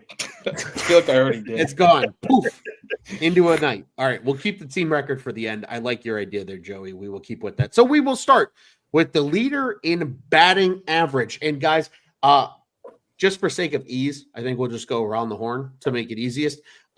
Rich, you're the freshest blood, so you'll get to go first on each of these, and then we'll go Joey, we'll go Nick, we'll go Tyler, we'll go Juice, and then I will round it out, and then we'll go to the next section and kind of do these rapid fire. If you've got one that you feel's really a bit of a hot take and you want to explain it a little bit, I think that's fine. Obviously, we have our hot takes, which we'll get to toward the end of this section, but leader and average. Rich, who you got? I'll go Nico. I feel like that's pretty straightforward. Good control in the strike zone, Absolutely. Joey? Same. Nico. Okay. I think better year this year. Starts out better. Well, maybe not starts out better. I think he has a better year. Nick? Same. Nico. Okay. Tyler? I'm going Kyle Tucker. Yeah, there it is. A little bit of difference. It's a free agent. It's a free agent year, baby. Does he hit 300? You know what? Screw it. Yeah. Nice. Because again, it's a free agent year. Hell yeah. Money's on the line. I respect Money's that. on the line. Got the same as Tyler, Kyle Tucker. Kyle Tucker. Nice. I will read off Bobby's. He also has Kyle Tucker, so you guys are not alone. But in the event of a tiebreaker, Ron Luce chooses Nico Horner. So we're pretty close to a dead even split. Nico Horner, Kyle Tucker, the leaders in average discussion here, but we'll go to walks. Rich. Go Ian Happ. I think hitting leadoff, he needs to focus on that on base percentage and get back to 90 plus walks. Ian Happ. Definitely. Joey. Who's the one guy in this lineup you're going to avoid the most? Kyle Tucker. Kyle Tucker, 16.5% walk rate last year. That will fucking do it. I like it. Nick. Ian Happ. Tyler. Ian Happ. Juice. Ian Happ. I also had Ian Happ. But how about the Apples? We have a different answer from Bobby. So, Rich, you were all alone with Kyle Tucker. The rest of us all say Ian Happ. Nico Horner. I Joey said was Tucker. Joey was alone. Joey said Tucker. Oh, my bad. Sorry. Yeah. Joey, We you're look alike when I have a beard. Not quite. But I was Bobby says Nico Horner will lead this team in walks. Interesting. Okay. Very interesting. Probably the spiciest of all of them. I like your all's confidence in Nico Horner. I like it. Not to say that I don't. I'm not saying that I don't have confidence in Nico. I like you guys having confidence in him right now. I think Nico Horner needs a big season. Just he does. flat out. He does. Not to sidetrack us too much, but I think he needs a big season because I feel like so often people have just said, like, when this team needs to get rid of money, he's the easy one that you can just fire into the sun. And I don't necessarily know if that's entirely true. And I've caught myself being in that same camp on both sides where I'm like, yeah, fire him into the sun. It's fine. And then you're like, well, but he does a lot of good shit. Well, and he's kind of valuable, and it's hard to get rid of a guy that's, a 4.5 WAR player on pretty much every given year, given what he does when it's all said and done. Long bombs, because Chicks dig the long ball. Rich, who's leading the team at homers? That's why we brought him to the Cubs. Kyle Tucker. I mean, Joey. Yeah, 33 to 35, I have him sitting at is what I'm kind of feeling. Yeah, it's Nick? Tucker. Yeah, Tucker. Tyler. Tucker. Juice. I'm going to be the only one. Say Suzuki. It's the only reason why, and the only reason why is because it is really hard for lefties to hit at Wrigley, and especially home runs. They haven't had a 40 home run hitter since Billy Williams. So Sweet swinging Billy. I'm going to go with the history behind that, and I think that Seiya Suzuki is going to see more hittable pitches, more in the strike zone. Especially if he's hitting ahead of him too. Absolutely. He's gonna Right. I think Seiya's gonna have a great year, man. I love that call. Hopefully. Bobby also agrees with the majority and says home runs will be Tucker. But Juice, you are not alone because I too picked Seiya Suzuki to lead the team in home runs for that exact reason. I think this is the year he finally has the protection in the lineup that he's never had before. And because of that, I think he gets a lot of pitches to swing at. And this is also a guy, too, that I think understands that his MLB legacy is kind of on the line. He's only got a couple of years left on that deal. He's going to want to get another big contract, or at least one more before he's all said and done in his career in baseball. You go out and have a monster year this year with a guy like Tucker in the lineup behind you to protect you. It could do some good. So I, too, picked him, and Tucker is Scott's pick as well for the comment section. RBIs. Rich. this is probably my first controversial one. I'm going to go Michael Bush. Ooh. Hitting fourth, that's not terrible. That's I think having Tucker in front of him, there's going to be an ample amount of RBI opportunities for him. So I'm going to go Bush. I like it. Joey. Bush. No. I'm gonna go with Tucker. Nick. Kyle Tucker. Tyler. I'm going Seiya Suzuki, kind of for your reason, Ron, that you gave Seiya the home. I think he's going to have a lot of RBI opportunities that he has not had so far in his career. He's going to have more opportunities. I'll say that. Juice. If he hits the most home runs, hopefully he has the most RBIs. I want long balls with men on base. So Seiya Suzuki. I too picked Kyle Tucker, as did Bobby. And my reasoning for that being, if Saya's going to hit 2, I just don't know if he's going to get those home runs with men on base. And that's what my only concern is. Not that Ian Happ's not going to get on base, because why do we like Ian Happ? Because he gets on base. But especially when the lineup turns over, if the guys at the lower end of the lineup are struggling, there's going to be less opportunity for a guy like Seiya Suzuki maybe to hit with men on. So that was my thought process behind that. This might be the most controversial one of any of them, and I'm kind of excited for this. This is why we don't have a leader in the hits category this year. That's why it's a leader in extra base hits. And Tyler, I will give you credit where it is due. You were the one that sparked the inspiration for this because of our discussion that we had on a show earlier in the offseason. Mm-hmm. Leader the poll?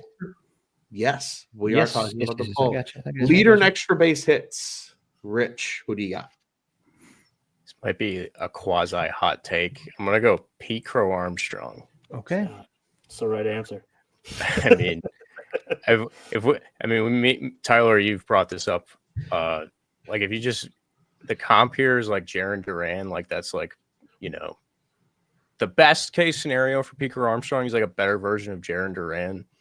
He has the potential to hit like 50 doubles, 10 triples, power if it shows up. I don't know. I feel like it legit could happen, but definitely a hot take. I like it. I feel like he's going to stretch a lot of those singles into doubles. So that's what's going to probably. I actually was thinking that's kind of a sleeper for this too. But I did go with Tucker. Fourth straight answer with Kyle Tucker for me between the home runs and doubles. So yeah, that's what I got. Nick? I went with PCA too. Same thinking as Rich. I think he's going to have quite a few doubles to stretch out those singles for sure. Tyler? 2 weeks ago when I asked that question, Ron, I would have told you one answer.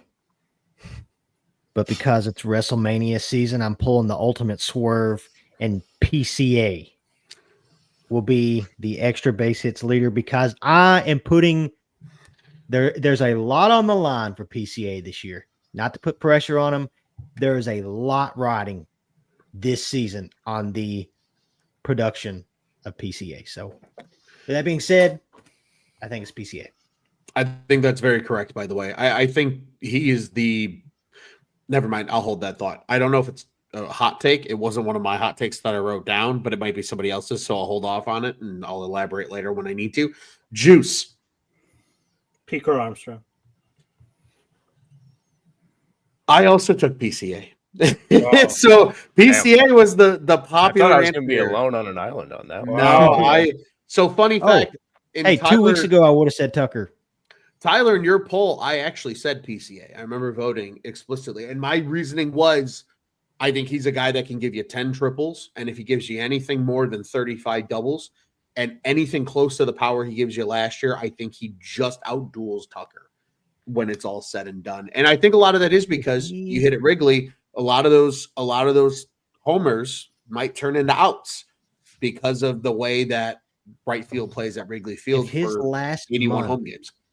if he can carry over his I know it's 2 separate seasons, and I hate doing the whole between the last 2 months of last season and the first 2 months. If he can find what he found that last month, then yeah. And I'm hoping I'm banking on it happening. It could be interesting. Fun fact: we have our first new answer, and it's courtesy of Mr. Bobby Foster. He has Ian Happ leading this team in extra base hits. Okay. When it's all said and done, that would be cool. I agree with that, Juice. That would be really, really cool. We are on to stolen bags. Rich, We have to do this. Yeah. no, we do. Oh no, we do. We do. Raise your hand if you don't have PCA. Yeah. I'll raise my hand on Bobby's account. All right. Oh, Oh, there we go. I know who he's got. I like that. No, I don't. I mean, but again, I like everybody's. I like the confidence in them. So we all have PCA. Bobby does not have PCA. Does anybody want to take a guess at who Bobby picked? Kyle And it's Tucker. not Nico. I was gonna say Nico. It's not Nico and it's not Kyle Tucker. Shaw. Is he on the roster right It now? is Really? Matt Shaw. Matt Shaw. He has Matt Shaw to lead the team. in He's stolen sneaky bags. Sneaky speed, though. Actually, you know who is even sneakier with the speed? If he plays at all, John Birdie. That guy, he steals fucking bags, dude. It's true. Oh yeah, he does, got but some I don't think big he'll play steal enough season. to lead the team. No. Gage work. I agree. I agree with that sentiment. Mhm. Do you know, PCA has a new nickname for me. I'm just going to say it here right now because we didn't go down the row. It's Pete Crow Airlines because that boy can fly. Love that. Yes. Low key, I kind of like it. I don't think it's like it. Though. I think I kind of like it. I'm not even going to sit here and lie to you. I think that's fun. I didn't hear it anywhere else, though. So That's good. I No, like that joke. it's unique. It's good. Speaking of airlines, we're going to fly out of the hitting categories and we're going to get into some pitching categories here. And we're going to move on to leader and wins. I know we hate the category of wins. I think it's a flawed pitching stat. I know that too. But who do you have as your wins leader for the Cubs this season? Rich. I just have Shota. I don't know. I don't really have a rhyme or reason to it because, like you said, wins are kind of arbitrary for pitchers. But Absolutely. go Shota. Joey. yeah, I just went with Steele because I think last year a lot of those wins weren't wins because of various reasons, defense, and maybe that turns around this year. I still think he's going to have a great year. So, Steele. Nick. Yeah, I agree. Steele. Tyler. Justin Steele. Juice. Jamison Tyone. Ooh. Jamison That's Tyone, if you piece together the end of 24 or 23 and And 24, the beginning of 24. that's been one hell of a run. So I think this is the year we get to see Jamison Tyone put it all together. A lot of quality. I like starts. Yes. I like that you have that confidence in him, Juice. We're going to return to that a little bit later. For wins, myself and Bobby both have Justin Steele for wins. So we'll keep it short and sweet on that front. Leader in ERA, Rich, turning it back over to you, my friend. Yeah, just Justin Steele. I don't know. His ERA is always low as hell, and I love that about him. Justin Steele. Hell yeah, brother. Joey? Well, first I put Nate Pearson, but if it's a starter, I'd put Steele. So I don't know. I don't know what the qualifications of this question are. No, and that's a fair point. I mean, I think that's Yeah. a fun answer though. If you're thinking reliever, if you really are that bona fide sold. I'm just so skeptical about the bullpen right now that I didn't pick one this year. I know we've done it in the past, but I love that pick. Hey, I'll tell you what, if Nate Pearson is the best ERA of any bullpen arm, the Cubs are in a good spot, in my opinion. Yes. Because I think Nate Pearson was the sneaky get for, Jed Hoyer gave up two, top 30 prospects, albeit low top 30 guys, but he gave up two top 30 prospects to go get Nate Pearson with control. Like, that's a guy that they have a lot of hope for and have a lot of excitement for. And if he is that guy that is leading the bullpen in ERA, they're in a real good position when it comes to the end of the year. Definitely. And when he was before the injuries, he was a highly touted starting pitcher. Yes, he Really, was. I mean, He was the top prospect in the Blue Jays system at one point. Yep, he was. Yeah. First So maybe this is just he just needs this to stay healthy and he can just show his dominance in the bullpen. I hope that's the case. But Sure. I love that. Yeah. I think that's a great shout out, Joey. Not taking anything away from that at all. Nick, who do you got? Justin Steele. I like it. Tyler?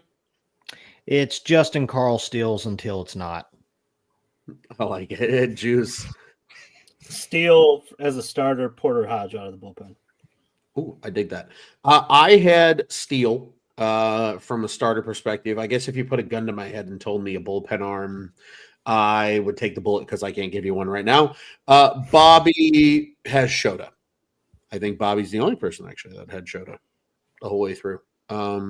Maybe.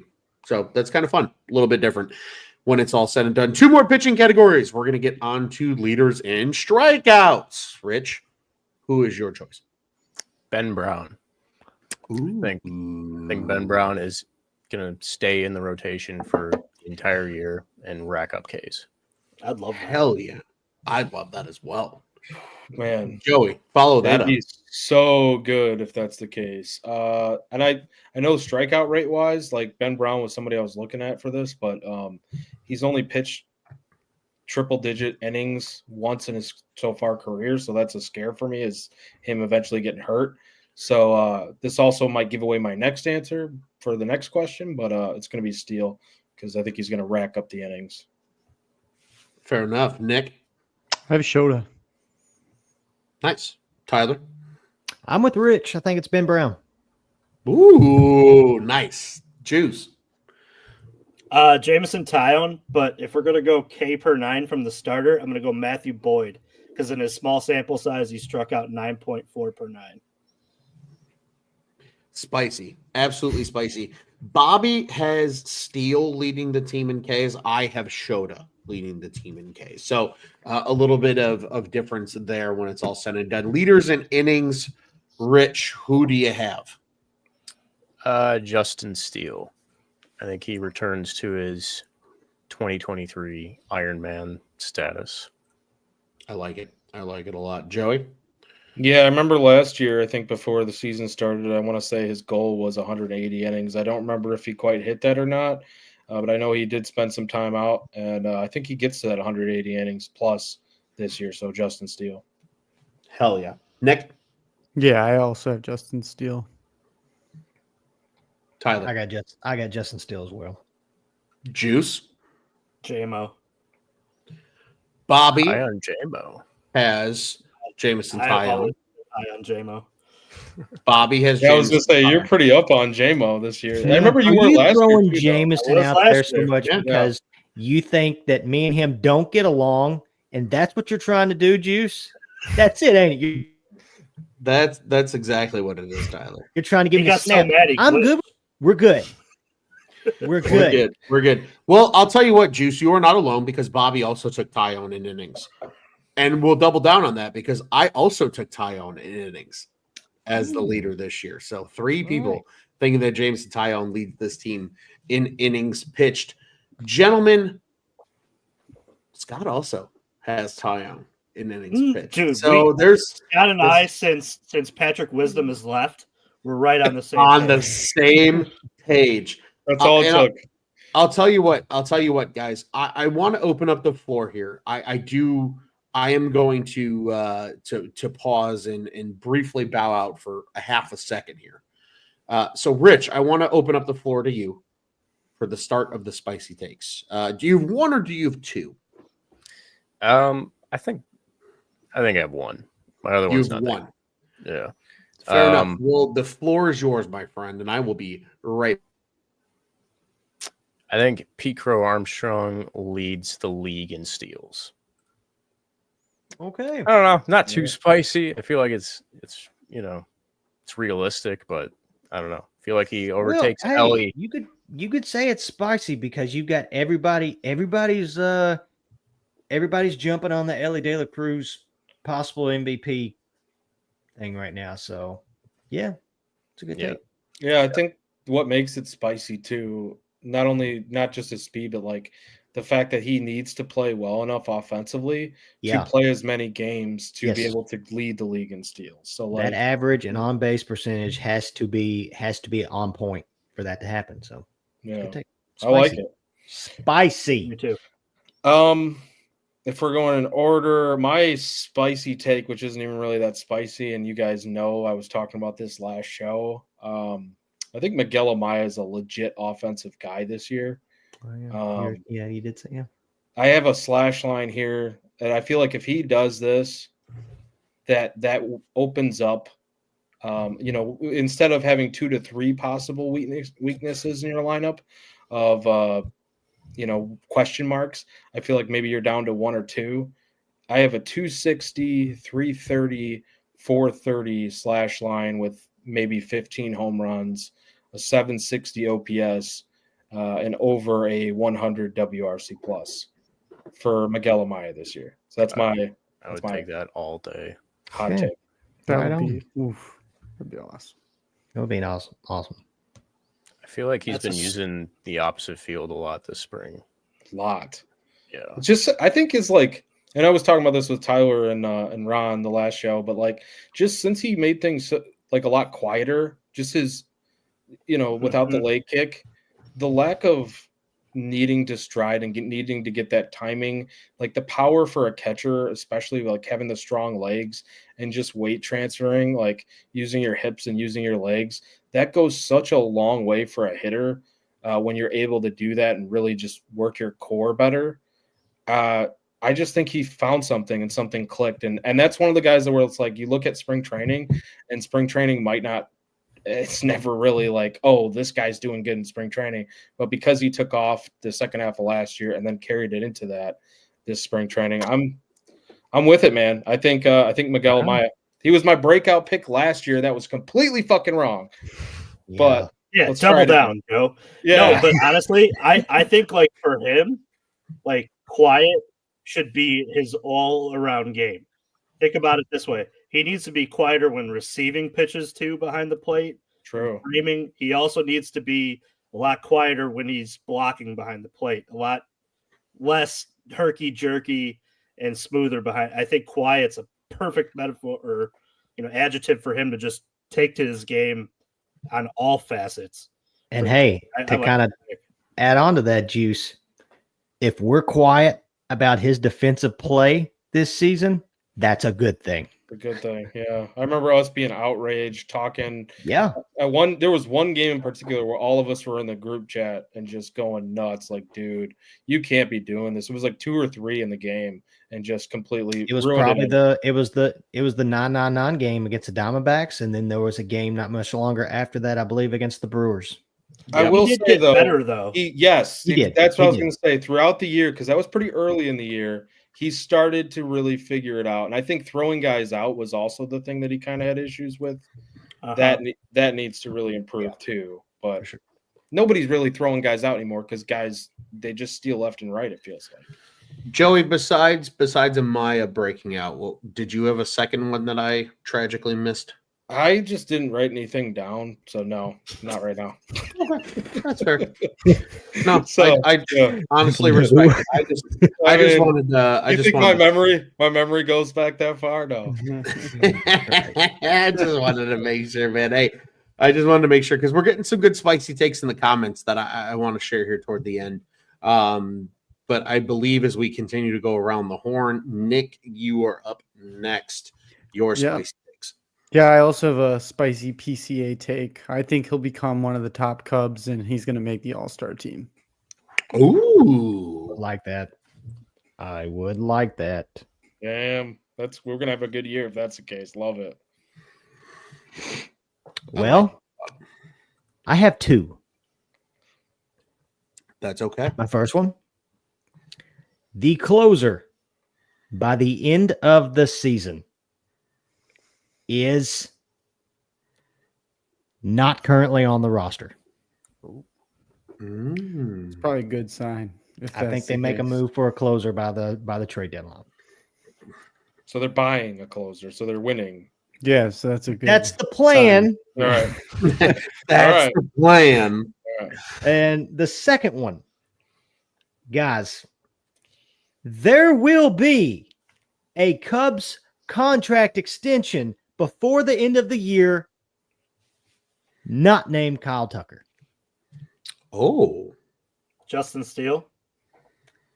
Could be PCA. Oh, I thought you had. No, I don't. I'm sorry. just saying there will be one. Whether it's one of the younger guys, as far maybe Matt Shaw, PCA, maybe Michael Bush has some crazy. I think there will be an extension.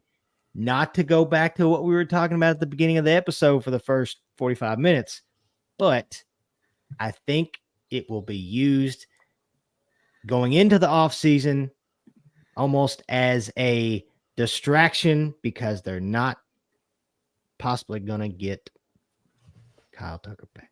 But interesting. We won't go that far. But I think there will be an extension before the end of the year. Interesting. I like that. I like that a lot. Juice, you're up next because we got out of order. Yeah, we're good. I got 2. There's going to be 2 Cubs that have a win above replacement above 5. One of them is going to be Kyle Tucker. The other is going to be Pete Crow Armstrong. Hell yeah. We were talking about that, Juice. Yes, Hell that's yeah. What did you say? They needed two. What was your thing you said last ep? They needed two guys. I said they need two guys that end up being 5-win players because they've stacked a lot of guys who are between 3 and 4 wins, which is fine. But they need that next superstar. They need that next guy who's going to meet that bell. And I think that's Pete Crow Armstrong. I have a bet too that he'll steal above 55 bags this year too. Which, if he's doing that, he's getting on base and he's hitting doubles. It won't be hard with his defense to get to that 5-win. It really won't. I think I remember listening to your show that you and Tyler did. So it was the penultimate show from the last one we did. Well, it was 2 shows ago, but I remember that conversation because I remember being like, yeah, 5 wins for PCA as a WAR player sounds absolutely doable, especially because of his defense. Yeah, no, I mean, think of it, if you look at Dansby, the way he racks up wins, I mean, a lot of it is defensive based. He obviously can do things with the bat, but defense runs that formula a lot. And if you're stealing bases, you're just adding wins left and right.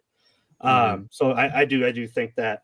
And my second is that I do think that when we get to the trade deadline, that Nico Horner is traded, because I've been saying this and harping on this for a while, but I think it is for some type of starting pitcher for a run. Okay.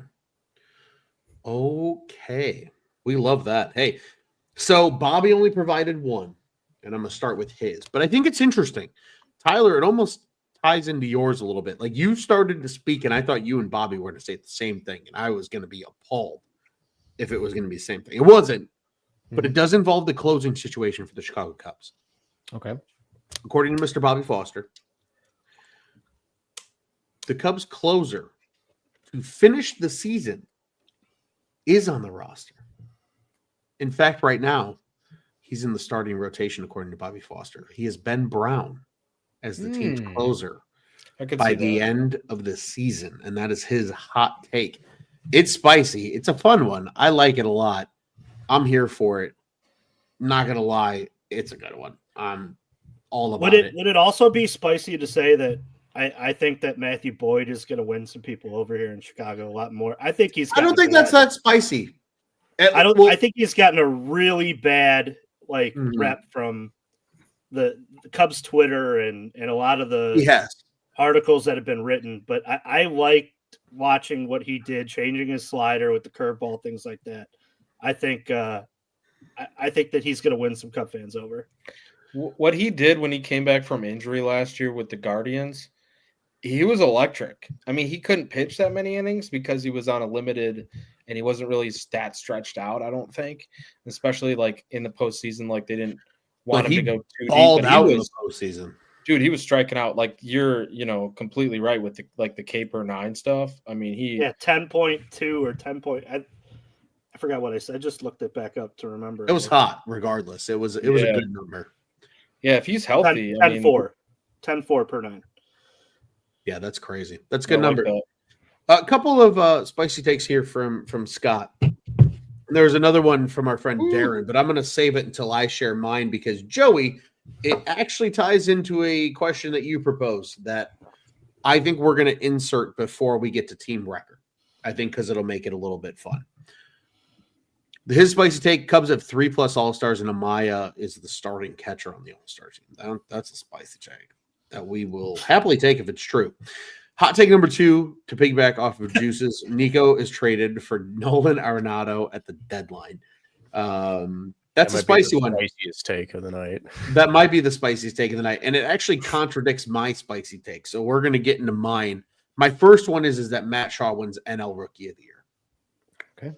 Oh, okay. Yeah. I think he comes around. I think with the defense, I think if people love the statistic of WAR, I think he figures out a way to get it done. I think in a perfect world, Matt Shaw is like a 3.1 WAR player this year, which would be really freaking cool for the Cubs if that ends up happening. And I think if he can pull that off, I think he wins NL Rookie of the Year, because I don't know if there's anybody else out there that I can think of from a prospect standpoint that's coming up besides Roki. As far as Rookie of the Year? Yeah, like Rocky's I mean, really the only other one that I can think of. You've got Dylan Cruz. Yeah, I was gonna say guy from the Nationals. True. But hey, Bubba it's Chandler, spicy. possibly. It's spicy for a reason, right? Yeah. So we're gonna say Matt Shaw wins NL Rookie of the Year, but I have a second one, and so I've been stashing this one because Juice. This is why we're friends. I think we think a lot alike on a lot of aspects of things, and I've been thinking about this one and stewing over this one for a long time, and I feel like I've been stewing on this for like 2 seasons now, and I'm ready to unleash it in full force. This season, posting career numbers is Jameson Taillon for the Chicago Cubs. Okay. He's in year 3 of that 4-year deal. He's acclimated to Wrigley. He's healthy. He is a true workhorse pitcher. I think one of probably the few in baseball for the price that they have him at. I think people severely underappreciate the $18 million a year that Taillon's making, given what the pitching market is now for guys that do what Taillon does. Look what they paid Matthew Boyd for way less production the last. Exactly. I think Jameson Taillon's due for finally that full monster year. That's why I think he leads the team in innings. I think he's a guy that could push 200 innings this year. I also think he's a guy that, when it's all said and done, can put the best numbers up of his career. And that's my spicy take. And it's a spicy take that I'm going to get behind because I truly do enjoy it. To round this out, gentlemen, before we get to our record predictions, Darren inspired it. Joey asked it in our private chat. His spicy take is that Ballesteros forces his way onto the roster after All-Star break because he's been crushing the ball. So Joey asks, which minor league prospect to start the year gets called up and makes the biggest impact? So that does not include Matt Shaw because he's already on the roster. Who is starting in the minor leagues makes the biggest impact to the roster this season at the major league level? I can go ahead and start if people are mulling this one over. I've already got my name in the back pocket because it's a guy that I was banking on probably since like December, if I'm being brutally honest. I think it's going to be Owen Casey. I think something's going to happen in the outfield. It's either going to be like a Seiya Suzuki injury. We've seen the oblique, right? The obliques are a nasty bitch. Matt Shaw had an oblique injury. Nasty bitch. They're going to need production from somewhere. And to me, Owen Casey is the bat that can come up and get it done. So I think Owen Casey is that guy this season that comes up and makes the biggest impact for the Cubs. We've got Hank saying he hopes it's Horton. Scott echoes that. He also thinks Horton makes the biggest impact, which is what forces Ben Brown into the closing role. That's spicy, building on Bobby Foster's take. Is anybody ready to go first? And then we'll just go around the horn. Can we take Eli Morgan technically? Sure. I mean, I'm okay with that. Starting there, so because yeah. he's starting there. But I mean, I'll take. I've been high on Riley Martin for a while. I think that they need a lefty out of that pen too, and I just don't believe Little can throw strikes consistently. I think Riley's got the stuff to be that lefty.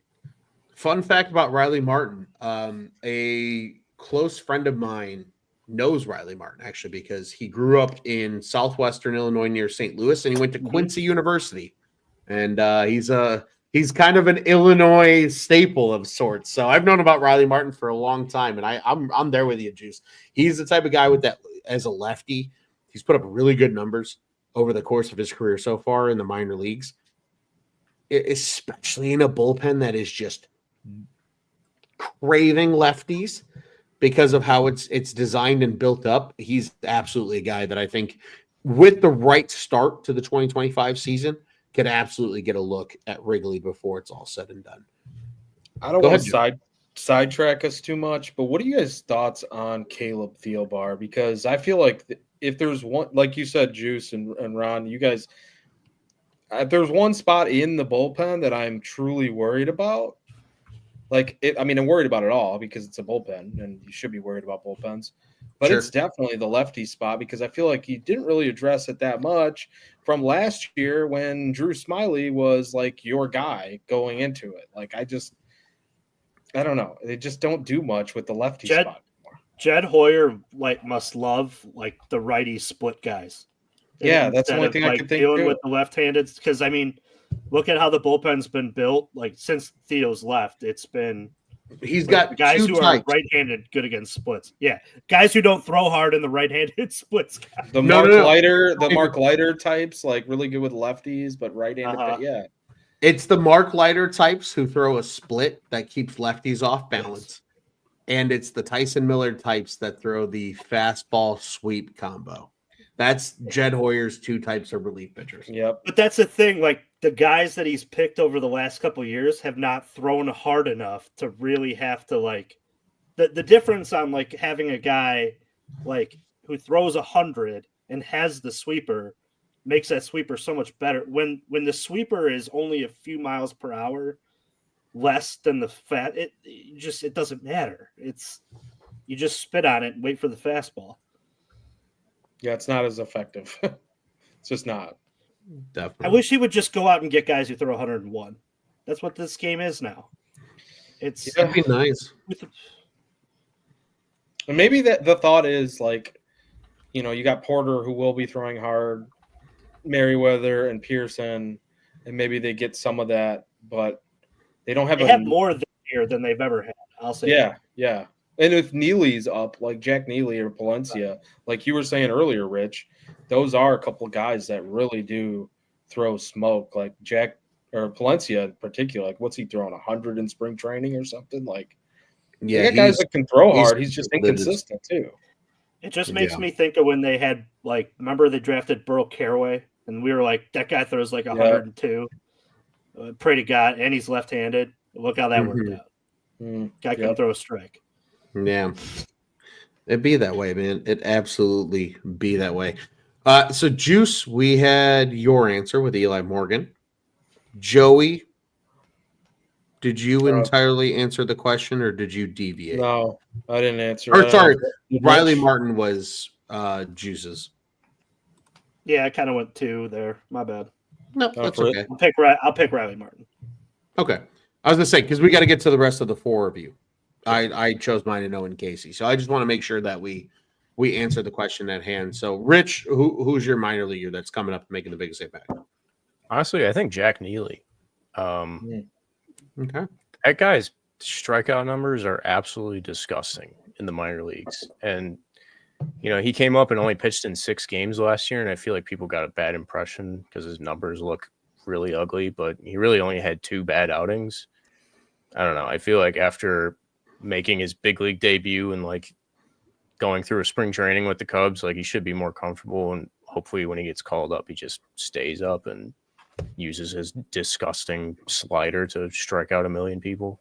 So I don't know. I'm going Jack Neely. Hell yeah. Joey. Wow. The reason why I wanted to ask this question is because I feel like you could make a case for so many guys. I love that we're all kind of giving different answers here. I mean, you know who I want to say, but I'm Then not going to say it. No. Just say it. No. I'm not going to. It's not going to be Triantos. The reason why is because I can't bank on injuries to even though they're coming in with some injuries at second base. And he could even play third base. Triantos could, or get traded, like you were saying. So I think he will make some sort of an impact. But I think people are forgetting the level of prospect, among not just Cubs fans, but all over, even, some fantasy outlets and stuff, fantasy baseball. Cade Horton has been a darling for a prospect pitcher for a while now. And now the injury, and people are just forgetting who this guy was and the climbing that he was doing before he got hurt. I think if Cade Horton's healthy and he's pitching and he's developing fine, you could see him make a real impact starting really in May or early June. And if that's the case, I'd love Scott from Iowa's call of Ben Brown going into closer, forcing that. My take on that with Ben Brown is if you're forcing Ben Brown out of the rotation, if he's one of the guys that gets forced out, then he's probably not going into the rotation or the closer role immediately because you weren't pitching well enough to earn a closer's role immediately. So that would probably be something where if he eventually gets to the closer's role, it's not going to be until August or September. And in that case, the Cubs probably aren't winning that many games because they've blown a lot of saves. So, but anyways, I think Cade Horton is that'll be my guy. Nick. Yep. Yeah, I really want to say agree with Darren with the Moises Ballesteros. I would love for that. But I think you're right, Ron. I think it's gonna be Owen Casey because I think something's gonna happen in the outfield which forces that hand, and I think he's gonna get a lot more playing time than a Ballesteros even would get to make that impact. So I think it's gonna be Casey. I like it. Tyler.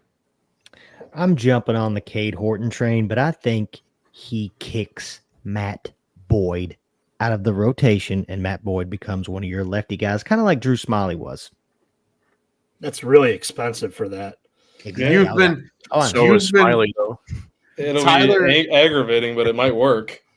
Yeah, Tyler's been on that train since like January when that signing happened. I remember sitting here on the show. It was Juice, Tyler, and I. Yep. And Yeah, Juice you and I hate were talking about what we liked, and I did the Don't whole hate him. I don't presentation, hate and, him. like, and You Tyler's like, hate him, "Great, but Jameson, fuck that Tyone. guy." You hate them all. I just, you know, You're just like Scott. If it's not Patrick Wisdom, you hate them all. You hate them all.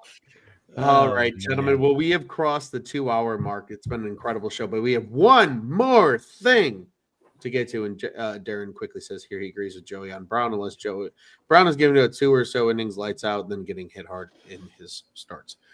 Finally, the big one.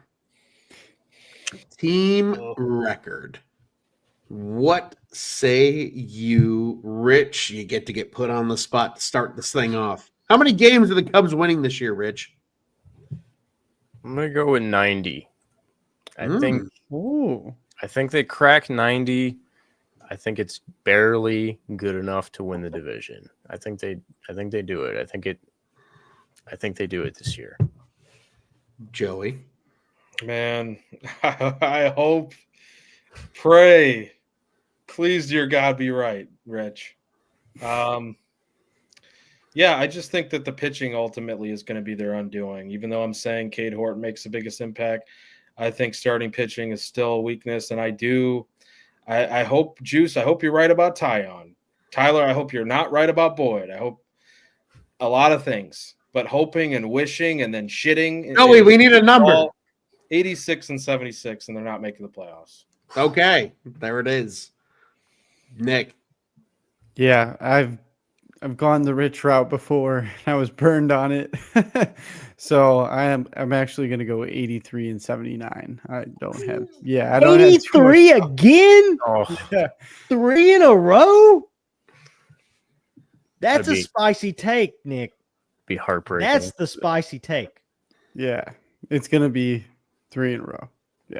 Wow. Wow. Tyler. I'm going 88 wins, and the NL Central, at least with a couple teams, is going to be a bloodbath.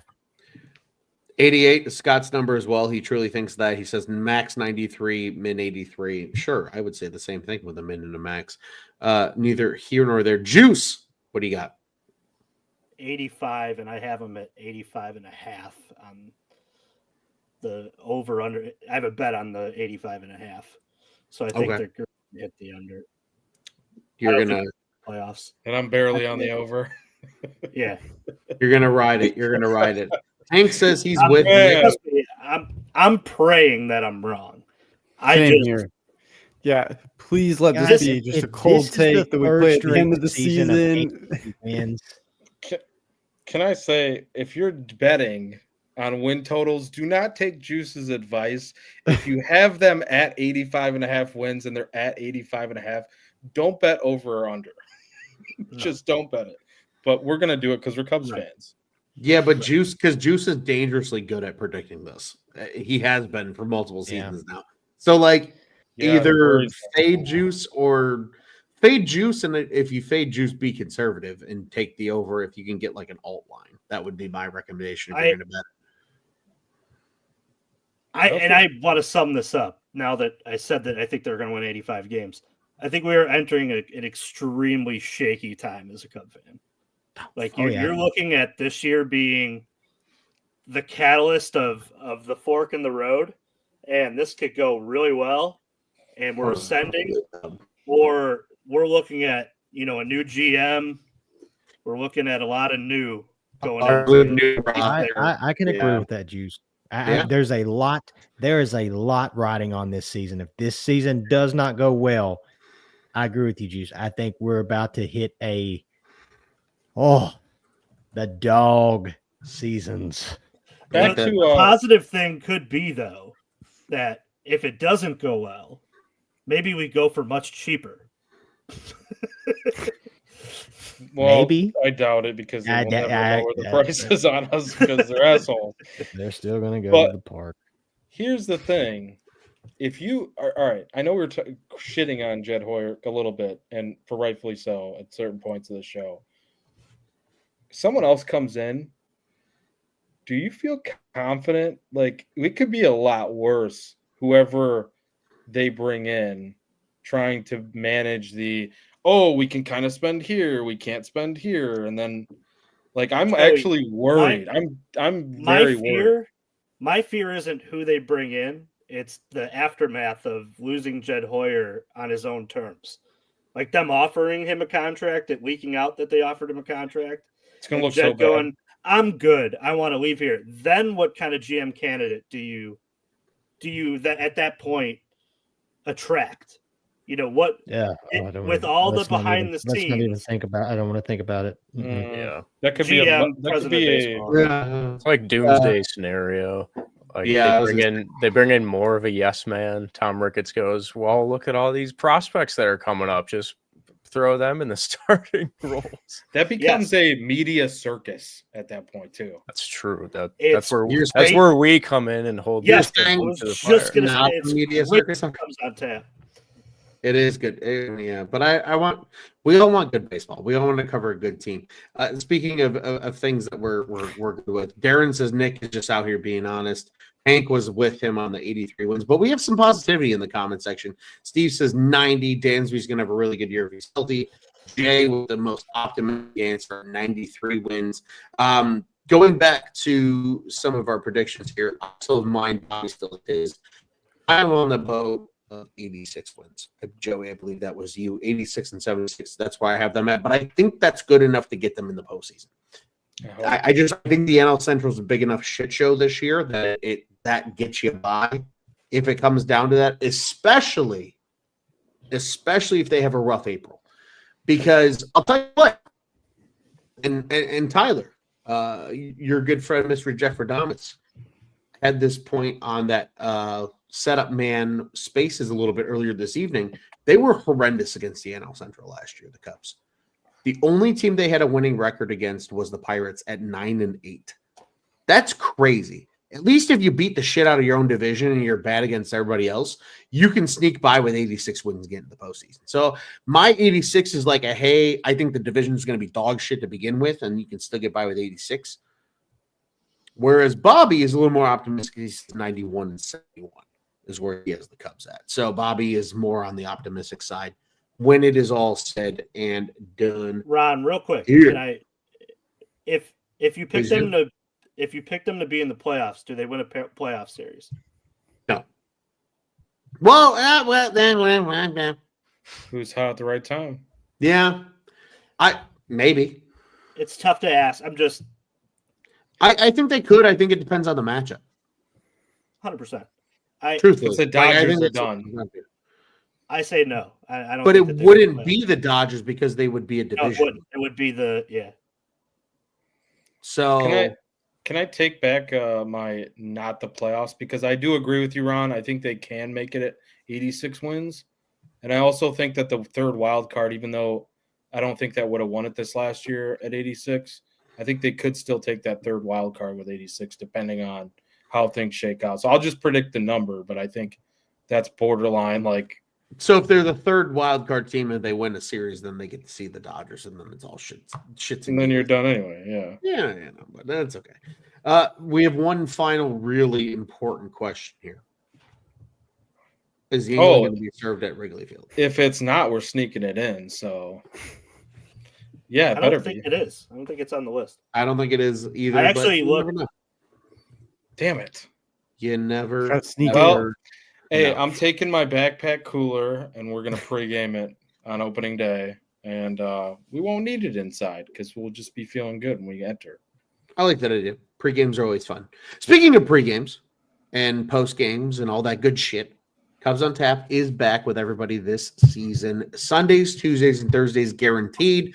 Other shows will be disclosed when necessary. Again, we got a deep staff this year. You got to see 6 of us for most of the show tonight. Fortunately, Bobby wasn't able to stay with us for the whole show because of technical difficulties, but he will be a part of the cast this year. This is the biggest Cubs on Tap crew that we have ever had, and I'm very excited about what that means for this season for Cubs on Tap. Not only is it a big year for the Cubs in 2025, it's a big year for the Cubs on Tap in 2025. There will be a large contingent of us at the ballpark around and during opening day weekend for Wrigley Field. Encourage anybody that's out there. Let us know that you're going to be out there. Come hang out with us, have some beers with us, and talk baseball with us. It'll be a great, great time when it's all said and done. And of course, over the course of the season, we'll be out at the ballpark plenty. And we encourage you guys, if you are out there as well, to let us know so we can hang out and have a good time with everybody involved. In addition to that, gentlemen, before we sign off, reminding everybody that our friends over at the Dingers podcast run every Monday during the season, and we will probably have a lot of crossover content, maybe more so than ever with them this upcoming season. Dingers picks will be back. Rich, you'll get to get into the sicko mode that is trying to pick somebody to pick a homer every single day. It's a lot of fun, though, with our friends over at the Dingers podcast. Be sure to follow them over at Dinger Cubs on the socials. Be sure to follow us at Cubbies on Tap as well. We have a new Facebook group as well, so be sure to join that and get in on all the action, including all of our articles and posts, as well as the social media posts, and just a lot of fun over the course of the season. We are excited, again, this year, welcoming in new faces with Bobby and Rich.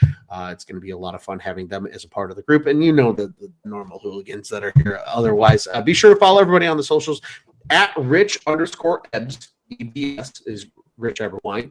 At SilentBob_2 is Bobby Foster. If you don't know the rest of our social handles, I can't help you because you haven't listened to Cubs on Tap enough.